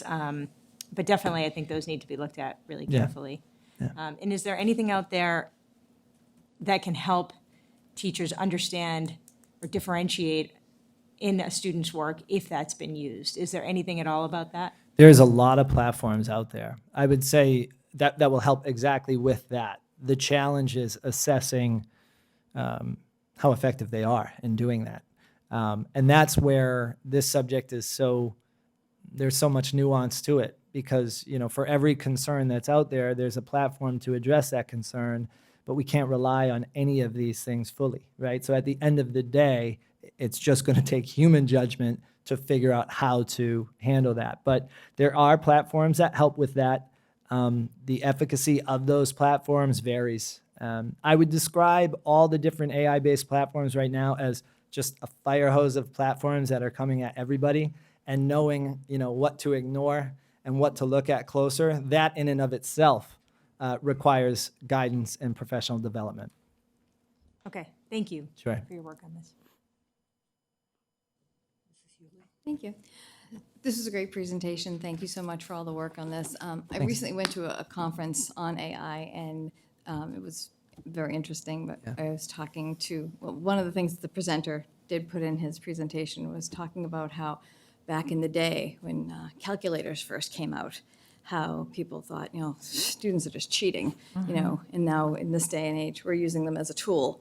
And as I'm talking to school committee people across the county, and that they are starting to look at AI as a tool and how they can help their students with understanding it, as well as their teachers, and how to actually use it as a tool. I believe it was, last person I was talking to was from Silver Lake Regional, and I believe he was one of the ones that was saying they're looking into doing just that. So, so this is great. So thank you so much for all this. I Thanks. greatly appreciate it.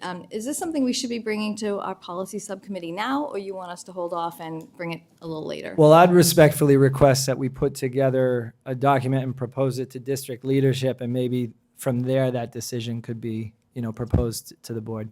Okay, thank you. Yeah. Two quick questions. First one you might have mentioned before I walked in, Sure. which is, since I've been in, I didn't hear you say it, but where is the state on all of this in terms of any guidelines for anything? Actually, from the state, I have not, I haven't encountered anything. There is a federal document in terms of AI in education. It's pretty in depth. Quite honestly, there's nothing in there that I would say stands out as actionable at this time. But no, I haven't seen anything directly from the Commonwealth. And second question, first, thank you for your leadership on this. I appreciate that very much. I kind of view this much like DEI, where we're going to get to the point where every school district is competing for, we were all competing for DEI person, everybody, every organization, everybody. We're going to get to the point where we're going to need an AI coordinator.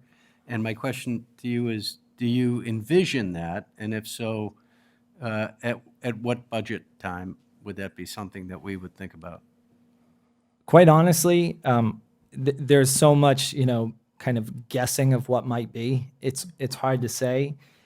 I don't know if having an AI position exclusively for AI, I'm basing this on what I've seen so far, would make sense. And the only reason why I say that is it's kind of like saying, because we use electricity to power everything, we need electricians to help us teach in classrooms with lights on. In other words, it's going to be everywhere. And so there's one anecdote that you'll hear a lot, and this isn't a statement on what the impact this is going to have on jobs, but there's one statement that says, it's not that AI will take jobs, it's that people comfortable with AI will get those jobs. And so I think to answer that question, I would say what we really have to start thinking about is more at the undergrad and graduate level of how do we prepare the new workforce coming in to be comfortable with AI in a variety of fields. Thank you. Sure. Okay, thank you. Thank you so much. Thank you. Appreciate it. Next on our agenda, Student Opportunity Act by Mrs. Perkins. Thank you.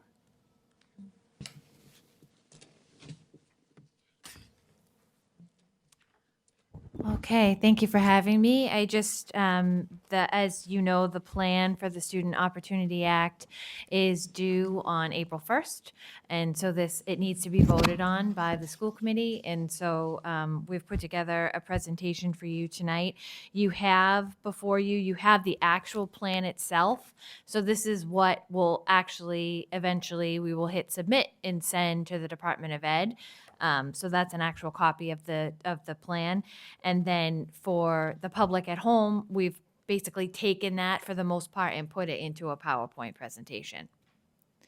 So the sections of the plan that we'll just review tonight are the plan summary, the analyzed data and selected student subgroups, the 3-year targets, the engagement of family and caregivers and other stakeholders, the evidence-based programs that we have selected, and what the funding looks like.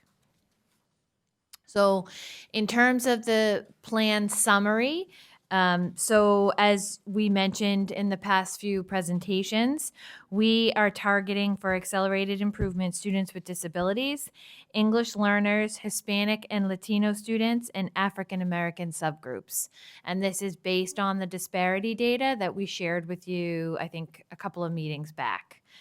And so the evidence-based programs that we will use to address these disparities, and we will again go through the data, I'll review the data with you, including the survey data that we collected, and learning experiences and outcomes. So we are focusing on 1.1B, which is enhanced support for SEL and mental health. And you'll see in the survey that this was the number one response by our survey participants.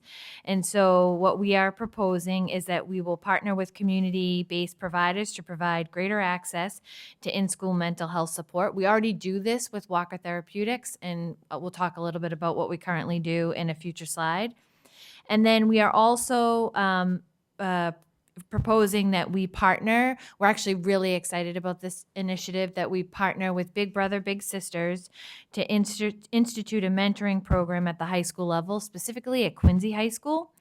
And while we'll talk a little bit more about that, these programs will provide proactive supports to at-risk students to engage them and support them in the learning process. And in particular, this district would like to use these resources to address the disparities that we've seen in chronic absenteeism, suspension rates, and dropout rates. So you'll see throughout the presentation that we really focus on what are we targeting with each of these evidence-based practices, and that is because you have it in front of you, but the public does not, that those are in response to the questions that are in the plan. So the second focus, evidence-based program, is 2.1A, which is inclusive curriculum adoption. And so we would like to adopt a new high-quality curriculum for our English learners in grades K to 8, and also work to align the new curriculum with EL teachers in grades K to 12. This is something that actually came out of our feedback sessions. That was a point that was made repeatedly, was that the 9 to 12 really wanted to be involved in this process and wanted to work to align. They just got new materials not that long ago, but they really felt like they needed that professional development and support and alignment work with the other grade levels, and wanted to make sure that they were represented. So this evidence-based program will be used to provide supports and high-quality instruction to our EL students in English, language arts, and literacy. And we will also implement a comprehensive and inclusive review of high-quality instructional materials in the area of middle school math, with the goal of possible adoption and implementation during school year 26-27. And so our middle school math program, Big Ideas, has been in place for about 10 years. The contract is running out actually next year. So we wanted to start a review process of our math program for a couple of reasons. Number one, because our disparity data, as you know, there's definitely a concern with middle school students in math. And so for special education, but EL and just really all students. And so we really think that this is something that we want to focus on and do some good work to provide an inclusive, high-quality instructional program that does a really nice job of providing supports and scaffolds, not only for our general education students, but also for our neurodiverse population, our students with disabilities, and our English language learners. So the next focus is 2.1B, which is supporting curriculum implementation. And so this is providing high quality professional development linked to the new curriculum for English language learners in grades K to 12. We feel strongly as a district that you cannot, just kind of give teachers programs and expect that they're going to be masters of those programs without providing them supportive professional development to make sure that we're implementing things well. And so this evidence-based program will be used to provide support and high-quality professional development to all EL educators in the district. And in addition, we will continue to provide high-quality professional development to all educators to provide inclusive Tier 1 instruction for students with disabilities and English language learners. And then our last focus is 2.2b, which is high leverage practices for students with disabilities. Again, this was a significant disparity in the disparity data. And so we are focused on providing high quality professional development to general education, English learner, and special education teachers to train all staff in high leverage instructional practices to support and provide scaffolds for neurodiverse students within the classroom. And so as a result of the investments of this plan, what we're hoping to see decreases in the number of suspensions of students with disabilities and African American students, decreases in the number of students who drop out or are chronically absent, particularly our Hispanic or Latino student subgroup. The district will also expect to see increases in the percentage of English learners, particularly at the high school level, making progress towards proficiency targets, and increases of the percentage of English learners and students with disabilities scoring meeting or exceeding on the MCAS assessment. So just to quickly review the data, we shared this with you before. You can see the disparities and the focus areas and the groups impacted. So as we said, the focus areas are out-of-school suspensions, chronic absenteeism, dropout rate, the percentage of students meeting their proficiency targets on access, and the percentage of students scoring meeting or exceeding on MCAS.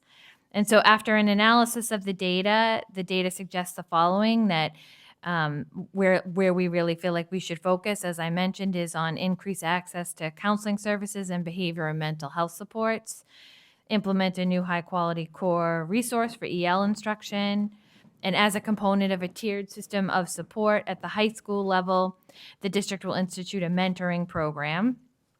Also provide high-quality PD to general education teachers and EL teachers and special education teachers, and then also follow that up with providing high-quality coaching and consultation in mathematics and literacy, because we never want to do one-shot wonders. We want to make sure we're following up and that we're providing that support so that the things that we're working on are actually being implemented in the classroom.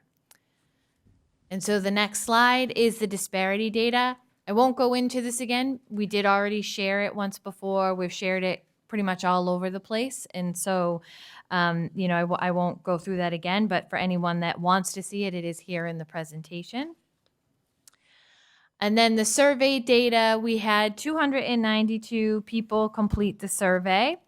And you can see the breakdown, in the slide there. So we had about 148 parents that completed the survey.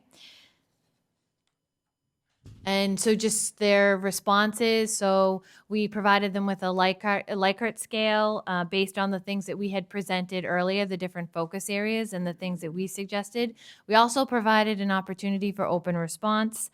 And so you can see that in terms of strategic objective 1, the largest response, people agreed or strongly agreed with the increasing access to counseling services and behavioral and mental health supports at the high school level. And for strategic objective 2, based on the survey results, it was a tie really between providing high quality PD to general education teachers, EL, and special education teachers, and also developing or enhancing alternative programs to support access to career and technical pathways. And so in terms of 3-year targets, what we are proposing, we are saying or agreeing to use DZ's 3-year target for increasing performance for the lowest performing students subgroup in both ELA and math. But then in addition, we are proposing that over the course of the next 3 years, we will meet or exceed the state targets in the following areas: decreases in suspension rates, decreases in absenteeism, decreases in the dropout rate, increases in English language learners meeting or exceeding their proficiency targets, and increases in English language learners and students with disabilities meeting or exceeding MCAS scores in both ELA and mathematics. And again, we've talked with you before about this, the engagement with the families and caregivers. So we did do quite a bit of outreach in order to collect feedback for the plan. So we engaged with stakeholders. Some of the things that we did, we met with QPS principals and administrators. We held an in-person meeting for all QPS educators. We held virtual parent meetings with both for a joint meeting with the Special Education Parent Advisory Council and the English Language Learner Parent Advisory Council. And we held a virtual community meeting that was open to the public. We presented to you, the school committee, and we distributed a survey to collect stakeholder feedback. And we will continue as part of this plan. We do need to continue to engage stakeholders by regularly meeting with stakeholder groups and updating them on our progress towards narrowing disparity data. So we do, as you know, regularly share data regarding student performance at school committees and with our stakeholder groups, and we will continue this process. We will also collect input from our stakeholders and make adjustments to the work as necessary based on the data that we collect.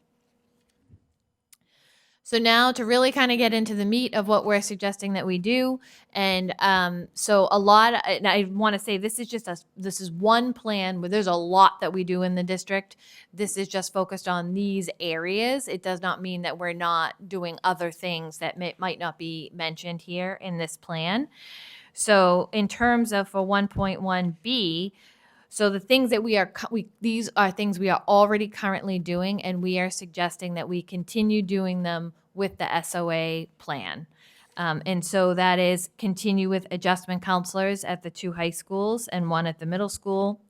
We would like to continue our partnership with Walker Therapeutic to increase access to counseling services during the school day at all levels.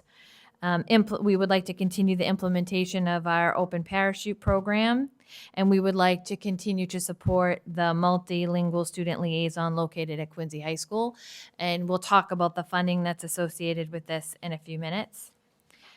So the new things that we would like to do are to increase our partnership. So we actually have a meeting scheduled with Manic Community Health to see if they have resources, that they could provide so that we could help students access counseling services and behavioral and mental health during the school day. We are partnering with Big Brother and Big Sister to institute a mentoring program at Quincy High School.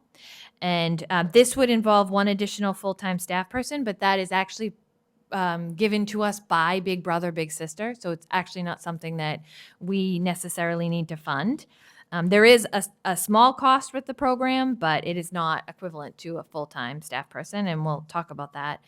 And it will be provided, so 1 additional staff person that will be provided through this partnership and will support students participating at the mentoring program, which is why we liked this program so much, that they are going to provide a full-time staff person that will be at Quincy High School every single day that can really help us to reach those at-risk students, and that they'll pair the students with mentors, they'll run monthly meetings as well as weekly check-ins with the school-based coordinator for the students. And so we think that these programs will provide proactive supports to at-risk students to engage them and support them in the learning environment. And in particular, we think that these strategies will improve experiences and outcomes for students with disabilities, African American students, and Hispanic or Latino subgroups. This will impact students district-wide, and the metrics that we'll use to monitor the progress are the chronic absenteeism and attendance data, suspension rates, dropout rates, as well as student grades, failure rates, MCAS, and access data. So in terms of 2.1A, the things that we currently have in place, and we would like to continue, because even though we've done these things, there still is a cost associated with this. So a new high-quality inclusive curriculum in both ELA and math. You've heard a lot about that in grades K to 5. So the district is currently implementing core knowledge, language arts, and illustrative mathematics, and we would like to continue. Both of those have digital options and replacement materials, all that come with a cost. So we are suggesting that we just keep working on those things. Currently, we've been very fortunate that a lot of that funding has come through grants, but the Gleam grant is done at the end of this year, so that those replacement costs will need to come out of our curriculum line. So we think that this is something that we should just keep on doing and keep on working on. And then high quality PD along with that implementation and consultation to support the implementation of these programs. We'd like to continue to offer it. We've offered it this year. We've had the CKLA consultant in all of our buildings. It's been very successful, along with an illustrative math person has also been in our buildings to help the implementation. And then we this year, our teachers, or last year, 2 years ago rather, they adopted a high quality and comprehensive core curriculum for our English language learners in grades 9 to 12. And as I mentioned before, we'd like to include them in this process based on the results of the survey data. So new to the plan, we have been working on identifying for future adoption and implementation a new high quality, comprehensive, and inclusive curriculum for English language learners in grades K to 8. We would like to provide high quality professional development and consultation to enhance and support the implementation of that program, and then provide some work with our staff to align the materials across the grade levels and refine implementation in particular at the high school level. And then we would like to begin the process of a comprehensive and inclusive review of high quality instructional materials in the area of middle school math, with the goal of a possible adoption somewhere in the future in school year 26 or 27. And we'd like to engage stakeholders in this process and pilot possible materials. And as we do this, we would also review the assessment materials, the instructional materials, and include a thorough analysis of the supports included in the programs for students with disabilities and English language learners. So this evidence-based program will improve learning experiences and outcomes for our English language learners and students with disabilities by providing access to inclusive, high-quality learning materials that provide instruction and instructional supports for all learners. This would impact students district-wide, and the metrics that will be used to monitor progress are access data, MCAS data in both ELA and math assessment data in ELA and math, classroom walkthroughs, and observations. And then in terms of the supporting curriculum implementation, currently we really do a great job of providing high quality PD and consultation in the areas of ELA and math. We'd like to continue to offer that. And then the additions to this would be provide professional development to all educators to support inclusive access to Tier 1 instruction for students with disabilities and English language learners, hopefully decreasing the number of students requiring Tier 2 and Tier 3 supports. And in addition, we would like to support the implementation and efficacy of the new core programs. So again, our focus with this evidence-based program would be to improve the learning experiences and outcomes for English language learners and students with disabilities. It would be impacting students district-wide, and the metrics would be benchmark data from the MAP assessment in ELA and mathematics, Tier 1, 2, and 3 data, classroom walkthroughs, MCAS, and access data. And then I think this is the last one. Currently, we have in place in terms of high leverage practices for students with disabilities. We are very fortunate. We have very talented district curriculum coordinators, and we work with great consultants, and they provide lots of opportunities for high quality professional development, coaching, and consultation. We currently have a great model at Southwest Middle School right now, where Molly Vokey is working with the staff over there, and in particular, focusing on providing supports and scaffolds for all learners.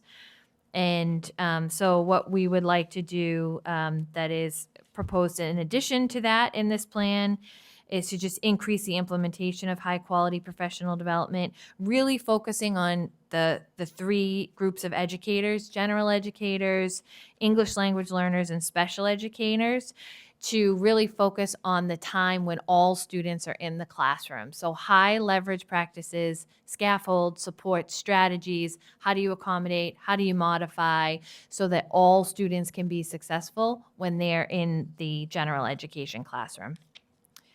And also provide follow-up consultation and coaching, particularly in the area of mathematics, for students with disabilities. So really focusing on math as so that when students are in the mathematics classroom, that they are able to access the curriculum and they're receiving the supports they need to be successful.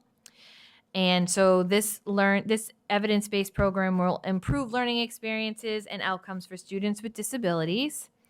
And it will impact students district-wide, and the metrics that will be used to monitor our MAP data, MCAS data, classroom walkthroughs, Tier 2 and Tier 3 data, and formative and summative assessments. And so now the funding. So as you know, I know Mr. Mullaney spoke a few weeks ago that, Quincy is not getting much, if anything, really, in terms of funding. So it doesn't matter. We still have to submit this plan. It's a requirement. And you are required to look at funding that will be allocated to these evidence-based programs over the course of the next 3 years. So FY 25, 26, and 27. So most of what we are proposing is already currently in the budget or would be in the budget for the next 3 years. So in terms of the 2 adjustment counselors that's currently in the budget, when you look at that over the course of the next 3 years, you can see that that's how much that would be, $547,880. The one student liaison, which is currently funded through ESSER 3, but will be added to the QPS budget for FY 25. You see the cost, $198,837. And the Big Brother partnership, Big Sister partnership, this is new. It's $25,000 a year for the program, which really is quite a deal. And so over the course of the next 3 years, it would be about $72,000 to fund this program. And I have to thank Morup Appeal, who actually has a grant to cover some of that. So not only are we looking at our own funding, but also some grant funding there. So that will certainly help even lower that number even more. And in terms of the high quality instructional materials, this is what is currently in our budget, and will, like, if you add up the 3 years in our curriculum budget. So it is the combination of what is currently allocated in our budget for curriculum for the next 3 years. So $1,200,000. And then the next one is the high quality professional development. So we took, for this one, because we have 2 evidence-based practices that involve professional development, we took our PD line, which would be about $90,000 over the next 3 years. It's $30,000 a year. So we took it and we split it. So we have $30,000 that we have decided to set aside for supporting curriculum implementation, which would be about $10,000 a year. This does not count grants, which we do use a lot of our grants to provide professional development. So I don't want people to think this is there's only $10,000 to support new curriculum implementation. That's not the case. We do use things like a Title IV and Title II to also help supplement professional development. And then the following one, the high quality professional development for students with disabilities, we said $60,000. And again, this could change depending on how much the cost of things are over the course of the next 3 years. But in general, what we're saying is that we're taking our professional development line and we're putting it towards the SOA plan. And so this is already funding that currently exists. So I do want to acknowledge that in the survey, there was a lot of comments about, staffing and increased staffing. We are being very thoughtful in this plan because this is the funding that we have. And so we're trying to do things that are low cost or continue things that we are already currently implementing.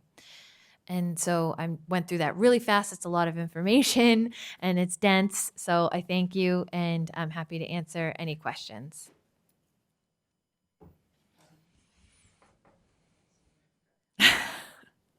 Thank you very much. This is another, it's wonderful work. It's another unfunded mandate because supposedly this was going to come with lots of money. And it's not coming with lots of money, but we still have to do this, and it's important work. We should be doing this work, but it's an awful lot to ask when we get so little in return. And that Student Opportunity Act funding is not really helping us a whole lot at all. Right. And so we're doing this on the backs of our budget and our people, which is unfortunate, because it is important work, and I'm glad that you're doing it, but it's just, when I just think of all the stuff that's piled on your plate. Well, thank you. Thank you. Thank you.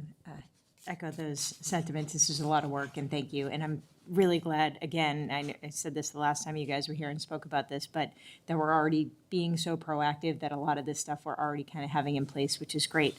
But definitely the reason for doing it, to help those students is key. So thank you for doing this. I just had a couple questions.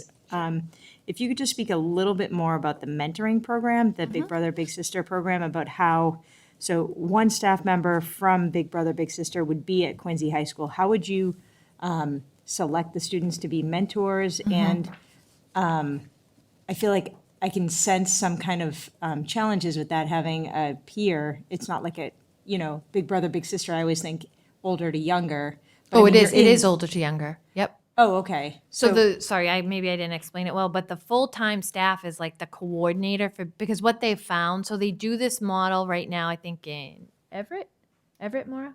I think it's in Everett. And so they currently do it. So what they found is they have the most success at improving student outcomes when they put a staff person actually in the building. So that person is not the mentor. That person oversees the pairing of the students with the mentors. So the mentors are based people.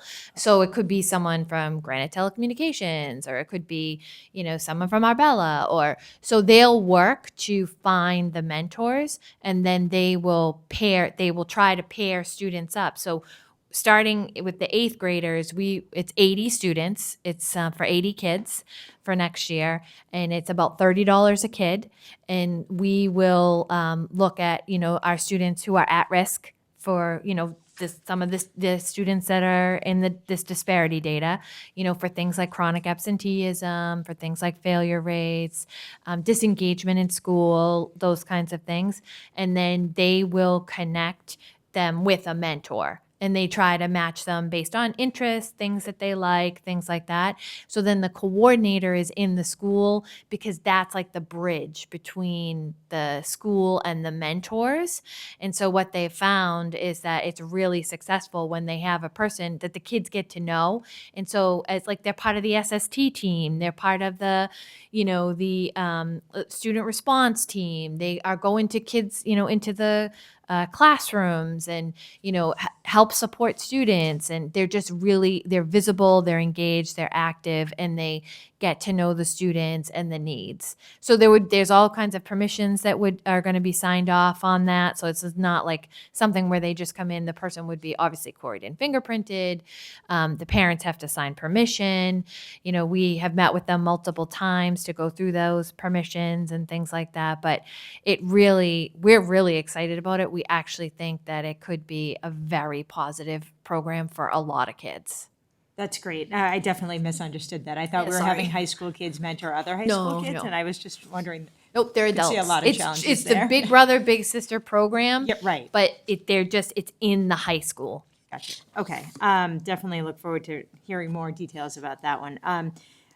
Question on the new curriculum for the EL for grades K to 8. How long has the current curriculum been in place? So say that again, for the grades K to 8? Yeah, the one that we're getting a new curriculum It's for. over 10 years old. It's out of print. Okay. Yeah. So definitely time to do that anyway. Oh, yeah. Even if it's a new item, it's something we needed anyway. Yes. Okay. And then my last question was on the funding. For the PD, you had spoke about the 30,000 and the 60,000 combining for 90,000. Is that our total PD budget, the 90,000 for 3 years? That's our total PD budget. Okay, so going back to our last presentation about AI, we talked a lot about AI PD, and I feel like we need PD on a lot of different topics, ranging the gamut. So we're putting all our PD for the next 3 years onto these two items, does that, how are you going to supplement with all the other PDs that are Yeah, necessary in 3 years? that's a great question, because we typically we have with the Title IV and in Title II grants, which are pretty much like that's really where we pay for the majority of our PD. So Title IV, I'd have to look at the requirements, but like 20% of it has to go towards social emotional, it's all professional development. It's not a huge amount of money, but it's enough that we're able to cover what we want to cover. And then we get other grants as well from whenever we see a grant, we apply for one from the Department of Ed. Maura is constantly applying for grants for social emotional, supports things like that. So we have other funding that we use to cover the cost of professional development. Okay, so I just want to make sure that we're being responsive to what teachers are looking for, our staff's looking for, and not just using it all up on something, Yep. Again, worthy causes, but something the state's requiring us to do, so. Yeah. Thank you.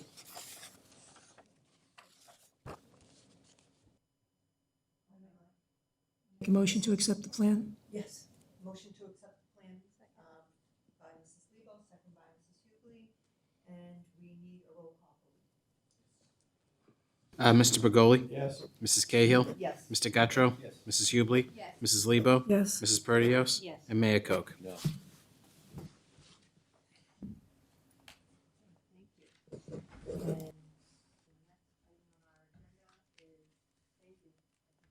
Thanks.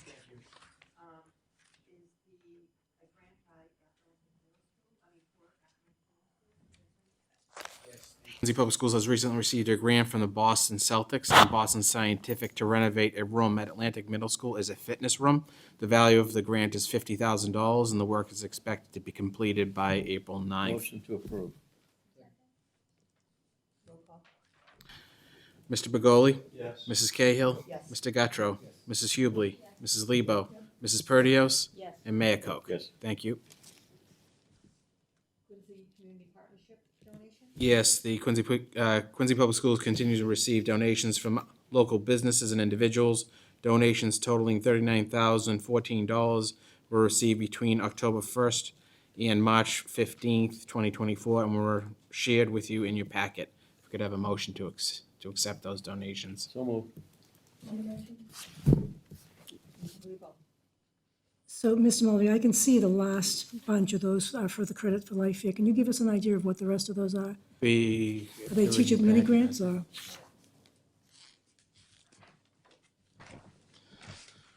So we have, let's see, $10,000 from the Hale Family YMCA. We have $10,000 from Colonial Federal. We have 'Tis the Season receipts of $6,239. We have $5,000 from Mayor Koch. We have $1,500 from Scott Novak. We have $1,500 from Christine Pacini. We have $1,000 from Boston Scientific, $750 from the Quincy retired teachers, and everything else is Credit for Life. But are those, what are they going to be used for? Is I have the list, but I was wondering, what are we using that money for? So Teacher this mini goes grants? into our partnership fund, so it supports basically Credit for Life Fair and other Student Leadership Summit, and all of those events that we have throughout the year. 'Tis the season, and those events that we It would be fund. helpful, so when we talked about, we wanted to make sure we weren't accepting grants or money that had a agenda. Yes. So if we could just know that when we get the list, it would be fine. Thank Yeah, you. these funds are basically, they go into our partnership. They don't come with an agenda. They basically fund the partnership, and we set the events that they're being paid for. Thank you. Thank you. Thank you. Thank you. Mr. Bergoli? Mrs. Cahill? Yes. Mr. Guttrow? Mrs. Hubley? Mrs. Lebo? Mrs. Perdios? Yes. And Mayor Koch. Yes. Thank you. Next, student travel, superintendent? Yes, the first one is North Quincy High School Air Force Junior ROTC Grade 10 and 12 to the Stellar Explorer Space Design National Challenge Finals in Denver, Colorado, April 17th to the 21st, 2024. I'll go back to that. All in favor? And I missed one. The Broad Meadows Middle School Grade 8 to Canterbury Lake Park, Salem, New Hampshire on June 13, 2024. Second. Next is the Quincy High School History Bowl team to the National Championship in Washington, D.C., April 25th to the 28th, 2024. Motion to approve. Second. On the motion? On the motion. Teacher is paying $1,100 in travel expenses for himself and his students. Yes, we're going to be working to reimburse for that. We're going to be working what? Working to reimburse the teacher for that travel. Thank you. And we did that last year as well. Okay. And lastly, North Quincy High School, grade 10 to the International Science Fair, Los Angeles, California, May 11th to the 17th, 2024. Motion to approve. All in favor? Thank you. Thank you. After, do we want to, Motion to go back to the go old back to business. the, yeah, motion to go back to the old business, which would be, Mr. Guttrow and the school committee meeting calendar? There were 3 items that we took up in policy committee. I believe 2 are eligible for a vote tonight, and 1 is open for discussion. And the first we discussed in policy subcommittee, which is the school committee meeting. His microphone.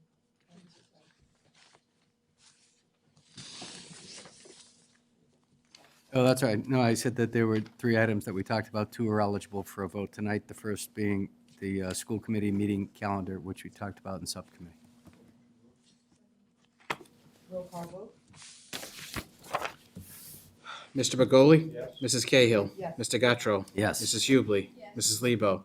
Mrs. Perdios? Yes. Mayor Koch? Yes. Thank you. The next is the school committee policy book 2.4.5, agenda format revision, which is essentially a consent agenda. Mr. Begoli? Yes. Mrs. Cahill? Yes. Mr. Guttrow? Yes. Mrs. Hubley? Mrs. Lebo? Mrs. Perdios? Yes. And Mayor Koch? Yes. Thank you. The third item is the 2024-2025 calendar, which came out of policy committee unanimously on a 3-0 vote. I know that it's open for discussion tonight and eligible for a vote on April 10th. Any discussion? Mrs. Perdios. So I just want to reiterate my concerns from the last meeting. There has been lots of evidence from many of our stakeholders, our students, our families, and our staff in support of having Lunar New Year off. Students last year came before this body to ask for Lunar New Year off and presented a petition with 1,200 signatures. Parents came out and spoke at a meeting last year, held signs advocating for Lunar New Year off. And the largest percentage of our parents on this survey and staff on this survey that we just currently completed support having Lunar New Year off. There is also a petition given to us today from 100+ members of the Southwest community that support having it off. The city itself, Corey worked with the city to create a Lunar New Year event at North Quincy High School a couple weeks ago, about a month and a half ago, and it was the busiest event I have ever been at in the city of Quincy. You couldn't even walk. There were so many people there. So talk about community engagement and welcoming and supporting and celebrating our community that we have here. So 620 students at North Quincy High School, which is 41% of the student body, took the day off last year, took Lunar New Year off.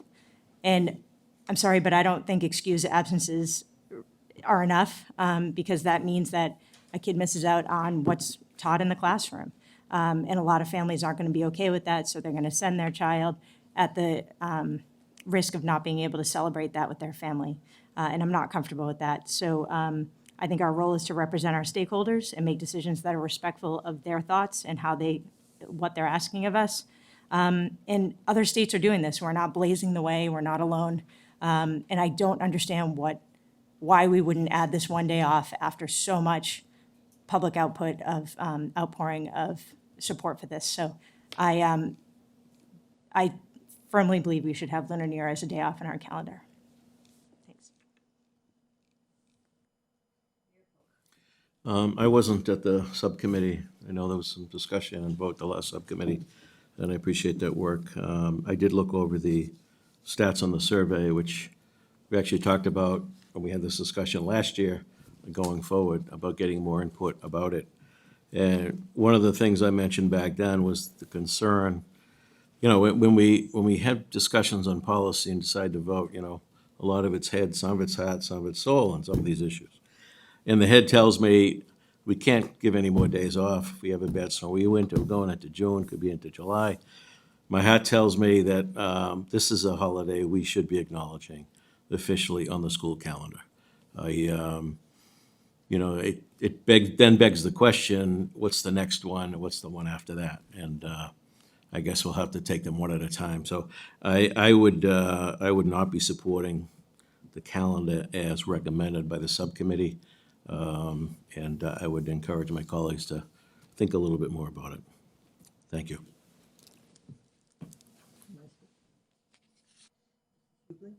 Thank you. I just wanted to thank Mrs.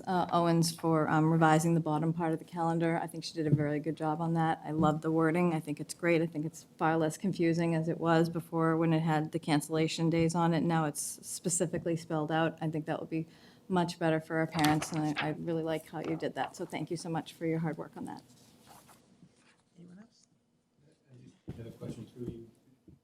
Is that on? Yes. Through you, if I could, to the mayor. So, Mr. Mayor, one of the issues that we talked about, or at least I talked about last week, was students get the day off, but if you work for the city, you don't get the day off unless you take a vacation day. So the school committee in the current proposed calendar that came out of subcommittee says, we will give you an excused absence, which to me is the same as saying you can take a day off if you have a vacation day. So is there any sense about a citywide holiday to consider it so that, either the students are home alone or their parent, if they're celebrating, has to take a day off from the city? Most holidays come from the state. Holidays. Having said that, I would not endorse the cost of that to the public employees. Would be pretty dramatic, because it's not, in this case, they still have to go to school 180 days. So it's still in the calendar. A holiday for police and fire costs us literally hundreds of thousands of dollars, because you don't shut down. You have to cover all these things with overtime. So I would not be in any way contemplating a holiday on the city employee side. People have to make decisions, and city employees do get ample vacation days and personal days. If I can say, are you finished? I'm sorry. I am. If I could just add one thing, because it could bother me a little bit, a couple of speakers. To suggest that the city does not respect our aging community, they right on that line, I found a little offensive, because I think when you look at the history of the city and you look at the history of immigration to this community for 150 years, we've been a welcoming community. Now, I would suggest over the last 3 decades, we've been far more welcoming than we used to be. And we could go into that with a lot of examples of some of the immigrant group coming here. And I think the school system, out of all departments, have done a remarkable job with the programming and the welcoming and all the extras that comes with it for that community. So I think we should be proud of that. So I don't think this is a question of respect necessarily of the community. I just think it's, at this point, with the numbers that they are, it's just the right thing to do. And I respect everybody else's opinion on this committee. But I just want to make that point, because I think we've done quite well. And as we've heard on some of these other programs, every year we add substantial money to the budget for a lot of these programs, every year. And I'll save some of my other comments not relating to this issue for another time, but I think the Quincy Public Schools does it very, very well, and I just want to acknowledge that. I just want to weigh in myself. What I worry about when we do something like this, especially on the school side, is who's not being recognized. So there's another group out there that maybe doesn't have as many members, but but they're not being recognized. So are they going to feel less than? I think what we do with our cultural fairs in all of our schools is phenomenal because every culture is represented, every culture is strengthened. And to Mrs. Perdios's point, the Lunar New Year celebration, which the city really manages with them, and the summer one are phenomenal events. It shows the city cares. And the cultural events show that we care. But every time you put one group in, I mean, except for Good Friday, which I would like to get rid of, I don't see us of having, except a holiday that somebody else has mandated, that reflects one culture above any other culture. I mean, you can say Christmas does, but that's a state holiday. It's a federal holiday. So I think this is, what bothers me is when I look at those cultural fairs and I go to the summer program where they have that outdoor wonderful thing, and I see all those different nationalities in our schools having booths and sharing food and talking about the great things they do. I just worry that when we elevate one group, this would be the one group that's ever had that done in our school system, and those other people may feel like, what about me?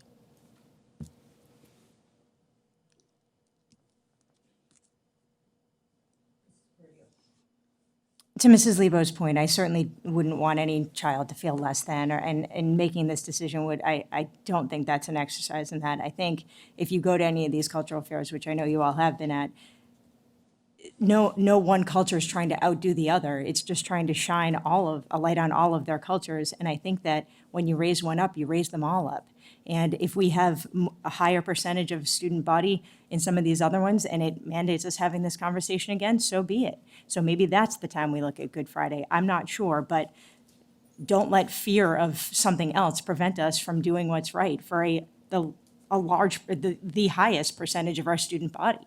This is their holiday, and they're coming to us and asking. So not raising one up is putting them all down, in my opinion. So we'll find a way for these others, but I firmly believe that this is the right thing to do and the right time to do it.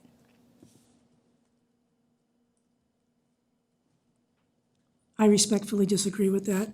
I don't think it raises everybody up. I think it makes some people say, what about me? I really do, and I think that that's unfortunate. It means if you only have 10% of the population, we shouldn't acknowledge them in some way, or if we only have 7% of the population. I just don't get how I just don't know how we get there. I think the cities and the schools do a lot with this, and I just don't know that this is the thing that it's going to be, in my opinion.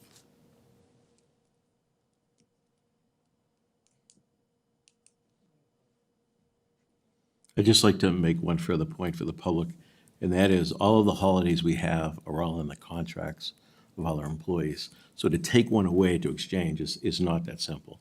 I just want to make that clarification. I would not be supporting the taking away of Good Friday from my perspective. And that is one that has respected the Christian culture for many, many years. When the Jewish population was larger 50 years ago, school system did not add any holy days on the Jewish calendar for whatever reason. I think the Columbus Day has become a day not just about Columbus story, although that's been certainly under attack for, I'm not going to want to get into that, but it's also been one that's been embraced by the Italian community. It's really become a nod to the Italian community. So there's no perfect solution here, and I recognize that, but I still think that we have a fairly large population of Asian descent now that I think deserve the nod. So, thank you.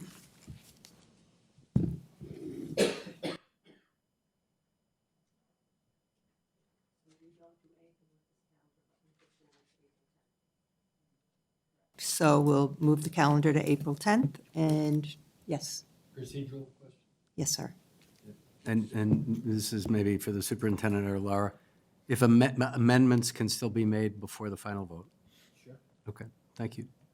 I have a procedural question as well. Procedurally, so the calendar option that was voted out of the subcommittee, the only calendar voted out is the one that does not include Lunar New Year. Are we able at the April 10th meeting to vote on an option that does include Lunar New Year?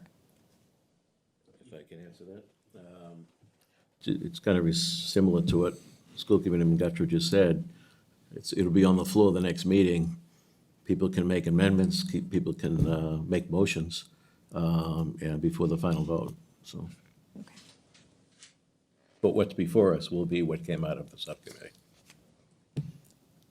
All set? Okay.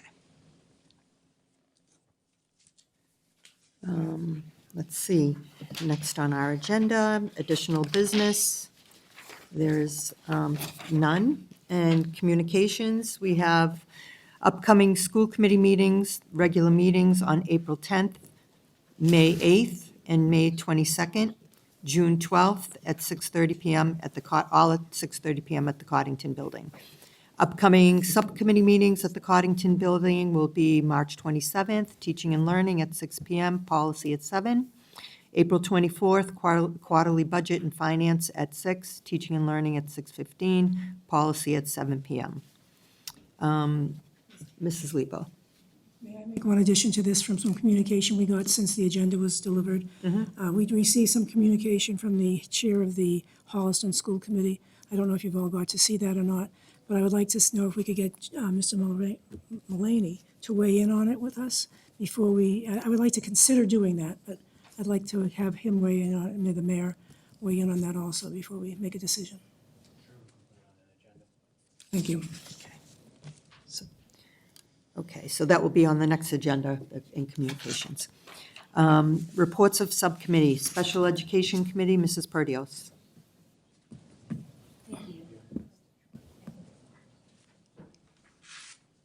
Thank you.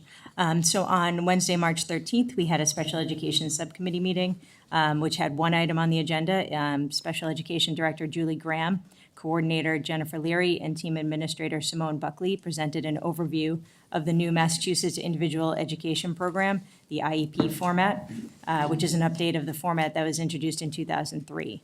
And the new format aims to make the family and student voices more prominent, terminology more accessible to students and families, and transition planning more integrated. The team went through the new IEP format section by section, detailing the changes to the new format. And use of this new format will begin in September 2024. Okay, thank you. And policy, Mr. Guttrow. Well, we just covered that, but the short story is Superintendent Mulvey shared the results of the QPS school calendar survey. And all of that details he referenced earlier in terms of the percentage. And I think the two issues where we got majorities across students, parents, and staff were don't start before Labor Day and don't consolidate March and April vacation, February and April vacations into a March vacation. The rest of the survey results were in the 20, 30, 40% range across different spectrums. So those policy subcommittee meeting minutes will be online? Yes. Yes.